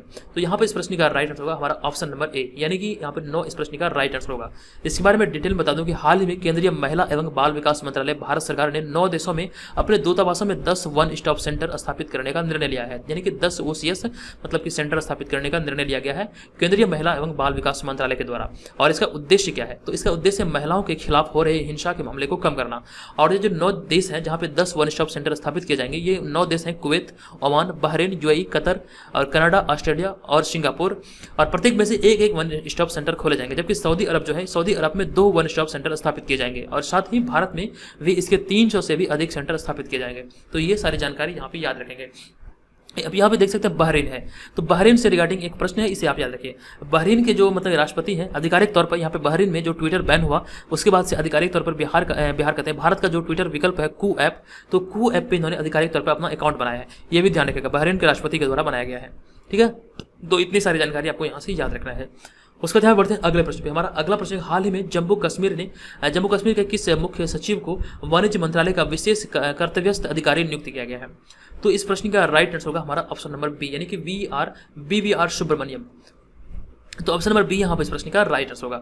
आपको इसके बारे में बता दूं कि हाल ही में छत्तीसगढ़ कैडर के 1987 बैच के IAS और जम्मू कश्मीर के मुख्य सचिव BVR सुब्रमण्यम को केंद्र सरकार ने वाणिज्य मंत्रालय के विशेष कर्तव्यस्थ अधिकारी के रूप में नियुक्त किया है। और फिर यहाँ पे आगे है अगला पॉइंट है, वे IAS अनूप वधावन की जगह लेंगे। IAS अनूप वधावन 30 जून को सेवानिवृत्त हो रहे हैं। ठीक है, तो इनकी सेवानिवृत्ति के बाद ये मतलब कि वाणिज्य मंत्रालय के विशेष कर्तव्यस्थ अधिकारी के तौर पर नियुक्त होंगे BVR सुब्रमण्यम। ठीक है, ये आप याद रखिएगा, इतनी सारी जानकारी यहाँ से आपको इस प्रश्न से याद रखनी है। चलिए अभी हम बढ़ते हैं अगले प्रश्न पे। हमारा अगला प्रश्न, हाल ही में किस अंतर्राष्ट्रीय हॉकी स्टेडियम का नाम बदलकर बलबीर सिंह सीनियर के नाम पर रखा गया है? तो देखिए ये भी प्रश्न हालांकि बिहार करंट अफेयर्स में शामिल नहीं है, ये गलती से यहाँ पे ऐड हो चुका है बिहार करंट वाले में। तो इस प्रश्न का जो राइट आंसर होगा ये होगा मोहाली स्टेडियम। अब आपको इसके बारे में बता दूं कि 3 बार के ओलंपिक स्वर्ण पदक विजेता बलबीर सिंह सीनियर का पिछले वर्ष 25 मई 2020 को निधन हो गया था। वे 96 वर्ष के थे। तो हाल ही में उनके पुण्यतिथि के अवसर पर, यानी कि 2021 में 26 मई 2021 को उनके अवसर पर, मतलब कि पुण्यतिथि के अवसर पर मतलब कि मोहाली अंतर्राष्ट्रीय हॉकी स्टेडियम जो है उनका नाम बदलकर आधिकारिक रूप से महान खिलाड़ी बलबीर सिंह सीनियर के नाम पर रखा गया है। तो ऑप्शन नंबर ए यहां पर इस प्रश्न का सही उत्तर होगा। चलिए यहां बढ़ते हैं अगले प्रश्न पे। हमारा अगला प्रश्न, हाल ही में मुख्यमंत्री नीतीश कुमार ने राज्य के सभी पुल और पुलिया का निर्माण कार्य कब तक पूरा करने का निर्देश दिया है? तो यहां पर इस प्रश्न का जो सही उत्तर होगा ये हमारा होगा ऑप्शन नंबर ए, यानी कि 15 जून। आपको इसके बारे में डिटेल बता दूं कि हाल ही में आए यास तूफान की बारिश में राज्य में जल जमाव की तबाही पर मुख्यमंत्री नीतीश कुमार गंभीर हो उठे हैं और जल संसाधन विभाग के साथ समीक्षा बैठक में मानसून सत्र से पहले पुल और पुलिया का निर्माण 15 जून से पहले पूरा करने का निर्देश दिया है। और यह निर्देश बाढ़ की समस्या को देखते हुए दिया गया है। तो आपको ये याद रखना है, 15 जून से पहले इसे पूरा करने का निर्देश दिया गया है मुख्यमंत्री नीतीश कुमार के द्वारा। चलिए यहां बढ़ते हैं अगले प्रश्न पे। हमारा अगला प्रश्न, हाल ही में भाजपा ने बिहार के कितने गांव में सेवा दिवस से मेरा बूथ कोरोना मुक्त बनाने की घोषणा किया है? तो इसका राइट आंसर होगा हमारा ऑप्शन नंबर बी, यानी कि 20,000 गांव में। आपको इसके बारे में बता दूं कि प्रधानमंत्री नरेंद्र मोदी के नेतृत्व में केंद्र में भाजपा सरकार ने हाल ही में 7 वर्ष पूरा करने पर पार्टी कार्यकर्ता बिहार में 20,000 गांव में सेवा दिवस से मेरा बूथ कोरोना मुक्त बनाने का घोषणा किया है। ये आप याद रखिएगा, और जिसमें कि मास्क, सैनिटाइजर का साबुन, सूखे राशन, भोजन पैकेट और कोरोना से बचने के सभी जरूरी सामग्री वितरित की जाएंगे। ठीक है, ये ध्यान रखिएगा। तो राइट आंसर होगा हमारा ऑप्शन नंबर बी, 20,000 गांव में ये मतलब कि मनाया गया मेरा बूथ कोरोना मुक्त। ठीक है, ये आपको ध्यान रखना है। चलिए यहां बढ़ते हैं अगले प्रश्न पे। हमारा अगला प्रश्न, हाल ही में महत्वाकांक्षी कृषि उड़ान योजना के तहत विश्वविख्यात मुजफ्फरपुर की शाही लीची मुंबई के लिए किस एयरपोर्ट से रवाना हुई है? तो मुजफ्फरपुर की शाही लीची मुंबई के लिए पटना एयरपोर्ट से रवाना, पटना नहीं बल्कि दरभंगा एयरपोर्ट से रवाना हुई। ऑप्शन नंबर सी यहाँ पर इस प्रश्न का राइट आंसर होगा। हाल ही में सरकार की नागरिक विमानन मंत्रालय की अति महत्वाकांक्षी कृषि उड़ान योजना के तहत पहले विमान SG 945 ने विश्वविख्यात मुजफ्फरपुर की शाही लीची लेकर के मुंबई के लिए उड़ान भरी है। ये आप ध्यान रखेंगे। और पहले दिन यहाँ पर कुल 71 पैकेट लीची भेजी गई है, जिसमें कि कुल 965 किलोग्राम लीची है। तो ये सारी चीज़ें यहाँ से आप याद रखें। पहली खेप जो ब्रिटेन भेजी गई थी मुजफ्फरपुर के शाही लीची को, तो 523 किलोग्राम लीची भेजी गई थी, ये भी बात आपको याद रखना है। और हालांकि यहाँ पे जो मतलब मुंबई भेजी गई है ये 965 किलोग्राम लीची भेजी गई, जो कि 71 पैकेट लीची थी। अब यहाँ पे हम बढ़ते हैं अगले प्रश्न पे। हमारा अगला प्रश्न, हाल ही में बिहार के किस पड़ोसी राज्य सरकार ने आवश्यक सेवा रखरखाव अधिनियम लागू किया है? तो इस प्रश्न का राइट आंसर होगा ऑप्शन नंबर ए, यानी कि उत्तर प्रदेश ने अभी ये लागू किया है। इसके बारे में आपको बता दूं कि हाल ही में कोरोना और ब्लैक फंगस की महामारी को देखते हुए उत्तर प्रदेश सरकार ने राज्य में आवश्यक सेवा रखरखाव अधिनियम यानी कि एस्मा को 6 महीने के लिए बढ़ा दिया है। ये ध्यान रखिएगा, एस्मा को 6 महीने के लिए उत्तर प्रदेश ने बढ़ाया है। अब यहाँ पर इसके तहत अगले 6 माह तक सार्वजनिक सेवाओं और निगमों और स्थानीय विभागों की कर्मचारियों का हड़ताल पर प्रतिबंध लगाया गया है। यानी कि इस दौरान 6 महीने में जब तक ये एस्मा लागू रहेगा तब तक कोई भी कर्मचारी अपने मतलब राज्य कर्मचारी जितने भी हैं वो हड़ताल पर नहीं जा सकते हैं। और एस्मा के प्रावधानों का उल्लंघन करने पर पुलिस को मतलब किसी भी मतलब कि पुलिस को किसी को भी मतलब वारंट के बिना ही गिरफ्तार करने का अधिकार मिल जाता है और वारंट किया जा सकता है। ठीक है, ये ध्यान रखिएगा। तो इस प्रश्न का राइट आंसर होगा हमारा ऑप्शन नंबर ए, यानी कि उत्तर प्रदेश। ठीक है, ये आपको याद रखना है। तो यहाँ पर इस वीडियो में इतने सारे प्रश्न थे। अब हम बढ़ते हैं आज के इस वीडियो के प्रश्न की ओर। तो यहाँ पर आज के इस वीडियो का प्रश्न है कि हाल ही में बिहार के प्रख्यात चिकित्सक पद्मश्री डॉक्टर मोहन मिश्र का निधन हो गया। वह मूल रूप से बिहार के किस जिले के निवासी थे? अगर आपने इस वीडियो को पूरा ध्यानपूर्वक देखा होगा तो इसका आंसर आपको याद होगा। इसका आंसर क्या होगा? ये मूल रूप से बिहार के किस जिले के निवासी थे? कृपया कमेंट बॉक्स में कमेंट करके बताइए। ठीक है, इसका आंसर क्या होगा कमेंट कीजिए। आप चाहें तो इसके बारे में डिटेल में भी लिख सकते हैं। ठीक है, ये ध्यान रखिए। अगर आप घर बैठे रहकर बिहार में आयोजित होने वाले किसी भी कंपीटेटिव एग्जाम की तैयारी में लगे हैं तो यहाँ से आप अपनी तैयारी को बेहतर कर सकते हैं। आपको बता दूं कि अभी हाल ही में इस चैनल के माध्यम से एक ई बुक लॉन्च किया गया। आप यहाँ पर इस इमेज में देख सकते हैं। इस ई बुक की खासियत यह है कि विगत 28 वर्षों से बिहार में जितनी भी परीक्षाएं आयोजित हुई है उसके प्रश्नों को इसमें शामिल किया गया। ये हिंदी और अंग्रेजी दोनों भाषाओं में, यानी कि ये बाइलिंगुअल है। आप इसे यहाँ पर देख सकते हैं। 2500 से अधिक प्रश्नों का इसमें संग्रह किया गया है। आपको यहाँ पर बता दूं कि प्रीवियस ईयर जो क्वेश्चन होते हैं वो आपके लिए बहुत ही ज्यादा इंपॉर्टेंट होते हैं, क्योंकि जब आप किसी एग्जाम की तैयारी करते हैं तो उस एग्जाम से संबंधित प्रीवियस ईयर क्वेश्चन का अगर आपके पास ई बुक हो या फिर बुक हो तो वो आपके लिए एकदम से वरदान सिद्ध होता है। क्योंकि प्रीवियस ईयर क्वेश्चन ही आपको ये बताता है कि प्रीवियस ईयर में किस प्रकार से प्रश्न पूछे गए हैं। वहां से आपको ये समझ आता है कि किस प्रकार से आपको तैयारी करना चाहिए, कहां से प्रश्न आपसे एग्जाम में पूछे जाते हैं। वो सारा समझ आपको प्रीवियस ईयर क्वेश्चन से ही आएगा। चलिए वीडियो में आगे बढ़ते हैं और यहाँ पर मैं आपको पेड ग्रुप के बारे में बताता हूँ। अगर आप घर बैठे 67वें बीपीएससी प्राइमरी परीक्षा और बीपीएससी सीडीपीओ इन दोनों परीक्षाओं की तैयारी में लगे हैं तो यहाँ से आप अपनी तैयारी को बेहतर कर सकते हैं। ये जो ग्रुप है ये आपको बीपीएससी सहित जो भी बिहार में परीक्षाएं आयोजित होती है सभी एग्जाम के दृष्टिकोण से ये महत्वपूर्ण हो सकता है। जो भी खास करके लड़कियों और महिलाएं घर बैठे एग्जाम की तैयारी करते हैं उनके लिए ये ग्रुप बहुत ही ज़्यादा इंपॉर्टेंट सिद्ध हो सकता है, क्योंकि यहाँ पर मैं बहुत सारी चीज़ें आपको बेहतर क्वालिटी का प्रोवाइड करा रहा हूँ। यहाँ पर आप सारी चीज़ों को देखिए। यहाँ पर आपको इस ग्रुप में क्या क्या चीज़ें मिलेगी ये आप सारी चीज़ों को देख के ही समझ पाएंगे। तो यहाँ पर सबसे पहले मैं आपको जो प्रोवाइड कराऊंगा ये होगा सबसे पहला हमारा टेस्ट सीरीज, जो कि बीपीएससी पैटर्न पर आधारित होगा। ये मॉडल सेट होगा। यहाँ पर आपको 50 प्रैक्टिस सेट देखने को मिलेगा और सारे के सारे प्रश्न जो इसमें होंगे वो आपको विद एक्सप्लेनेशन देखने को मिलेगा। ये बेहतर क्वालिटी का होगा। सारे के सारे प्रश्नों का एक्सप्लेनेशन आपको अच्छी क्वालिटी का देखने को मिलेगा, ये ध्यान रखिएगा। और दूसरा जो महत्वपूर्ण चीज आपको मिलेगा वो मिलेगा बिहार करंट अफेयर्स के अलावा राष्ट्रीय और अंतर्राष्ट्रीय करंट अफेयर्स, जो कि आपको 1 वर्ष का करंट अफेयर्स यानी कि जनवरी 2021 से लेकर के दिसंबर 2021 तक के करंट अफेयर्स यहाँ पे आपको पेड ग्रुप में प्रोवाइड किया जाएगा। ये डेली मिलेगा, मंथली मिलेगा, साल का अंत होगा, वार्षिकांक भी मिलेगा। तो ये सारे यहाँ पे ध्यान रखिएगा। और उसके बाद जो हमारा मेन होगा वो होगा बिहार जीके। यहाँ पर आपको संपूर्ण बिहार जीके का 2 पीडीएफ मिलेगा। आपको दोबारा कहीं से भी बिहार जीके या फिर बिहार करंट अफेयर्स पढ़ने की आवश्यकता नहीं है। ये पूरी की पूरी जिम्मेवारी हमारी है। जो भी प्रश्न पूछे जाएंगे यहीं से प्रश्न पूछे जाएंगे। ठीक है, ये ध्यान रखिएगा। ये भी आपको यहाँ पे प्रोवाइड किया जाएगा 2 वॉल्यूम में। और उसका जो हमारा नेक्स्ट होगा वो होगा बीपीएससी का प्रीवियस ईयर क्वेश्चन। ये भी बहुत ही ज़्यादा इंपॉर्टेंट है। ये आपके बीपीएससी एग्जाम में सफलता पाने में आपकी बहुत ही ज़्यादा हेल्प करेगी। और उसका जो हमारा नेक्स्ट होगा वो होगा, यहाँ पे आप देख सकते हैं बिहार तथा राष्ट्रीय और अंतर्राष्ट्रीय घटनाओं का करंट अफेयर्स होगा 2020 वाला वार्षिकांक। अगर आपको जरूरत हो तो ये भी आपको प्रोवाइड होगा, क्योंकि बीपीएससी एग्जाम में विगत 18 माह के करंट अफेयर्स से पूछे जाते हैं। तो अगर आपको इसका जरूरत हो तो ये भी आप यहाँ पे प्राप्त कर सकते हैं। इसके अलावा कुछ पीडीएफ हैं जो कि जैसे देख सकते हैं यहाँ पे प्राचीन इतिहास का और संपूर्ण विश्व इतिहास का पीडीएफ, ये सारे और भी छोटे छोटे पीडीएफ है जो कि आपको यहाँ पे मिलेगा। तो मेनली जो हमारा होगा ये 4 सेक्शन होगा, यानी कि टेस्ट सीरीज, करंट अफेयर्स, संपूर्ण बिहार जीके और बीपीएससी प्रीवियस ईयर क्वेश्चन। ये चारों यहां पर आपको पेड ग्रुप के अंतर्गत प्रोवाइड किया जाएगा। तो देखिए, अगर आप इसे ज्वाइन करना चाहते हैं तो यहां पर जो आपको ये व्हाट्सअप नंबर दिख रहा है, इसी व्हाट्सअप नंबर पे आपको pre21 लिख के मैसेज करना है। ध्यान रहे, आपको कॉल नहीं करना है बल्कि इस पे व्हाट्सअप पे मैसेज करना है pre21 लिख के। यहाँ पर आपको कंप्लीट इन्फॉर्मेशन दिया जाएगा कि यहाँ पर आपको क्या क्या चीजें मिलेगी, आपको कैसे पेमेंट करना है, वो सारी इन्फॉर्मेशन आपको ये मैसेज करने के बाद मिल जाएगी। अब यहाँ पर आप ध्यान रखिएगा, ये 1 वर्ष की वैलिडिटी के साथ है। इसका जो फी है ये 399 रुपया है। ये 399 रुपये में ये सारी चीजें आपको प्रोवाइड की जाएगी। 399 रुपया कोई बड़ी रकम नहीं होती है। अगर आप मार्केट में देखेंगे जो बीपीएससी का टेस्ट सीरीज अवेलेबल है वो आपको 1000 से 1500 रुपये में आपको 10 से 15 टेस्ट अवेलेबल कराता है। यहाँ पर मैं आपको 399 में आपको यहाँ पे 50 प्रैक्टिस सेट, 1 वर्ष का current affairs, Bihar GK, BPSC previous year question, ये सारे मैं आपको यहाँ पे प्रोवाइड करा रहा हूँ। आपको क्वालिटी के मामले में किसी भी प्रकार के कोई संदेह नहीं होना चाहिए। अगर आपसे डेमो मंगाना चाहते हैं तो व्हाट्सअप नंबर पर हमें pre21 लिख के मैसेज कीजिए, आप डेमो का डिमांड कीजिए, आपको डेमो पीडीएफ मिल जाएगा। वहाँ पर आप देखेंगे, वो आप क्वालिटी को देख तरीके से समझ पाएंगे कि किस प्रकार से हम यहाँ पे आपके लिए मेहनत कर रहे हैं और किस प्रकार से कंटेंट आपको प्रोवाइड करा रहे हैं। तो आप भी इसे ज्वाइन कर सकते हैं, आप अपनी तैयारी को बेहतर आयाम दे सकते हैं, अपनी तैयारी को नई दिशा दे सकते हैं। यहाँ से अगर आप हमारे मतलब इस स्टडी मटेरियल को फॉलो करते हैं तो आपसे मेरा वादा है कि इतनी सारी चीज़ों को कवर करने में आपका 40 से 50% समझिए कवर हो जाएगा। क्योंकि बीपीएससी परीक्षा में 150 प्रश्न पूछे जाते हैं, उसमें करंट अफेयर्स का जो सेक्शन होता है वहाँ से लगभग 38 प्रश्न पूछे जाते हैं। तो 38 प्रश्न हो गया। बिहार जी के अगर मैं 10 ही मान लूँ तो 38 10 कितना हो गया, 48 48 हो गया। और यहाँ पे मैं आपको बता दूं कि पिछले वर्ष जो 66वें बीपीएससी आयोजित हुआ था तो वहाँ पे हमारे टेस्ट सीरीज से 26 प्रश्न आए थे, 26 से 27 प्रश्न हमारे टेस्ट सीरीज से आए थे। समझिए इतने सारे यहाँ से मतलब प्रश्न हमारे स्टेट से पूछे गए हैं। तो आप भी यहाँ पर हमारे पे भरोसा करके इसको ज्वाइन कर सकते हैं और अपनी तैयारी को बेहतर कर सकते हैं। ठीक है, ये ध्यान रखिएगा। तो दोस्तों आप भी इसे ज्वाइन कीजिए, बहुत सारे मेंबर ऑलरेडी से ज्वाइन कर चुके हैं।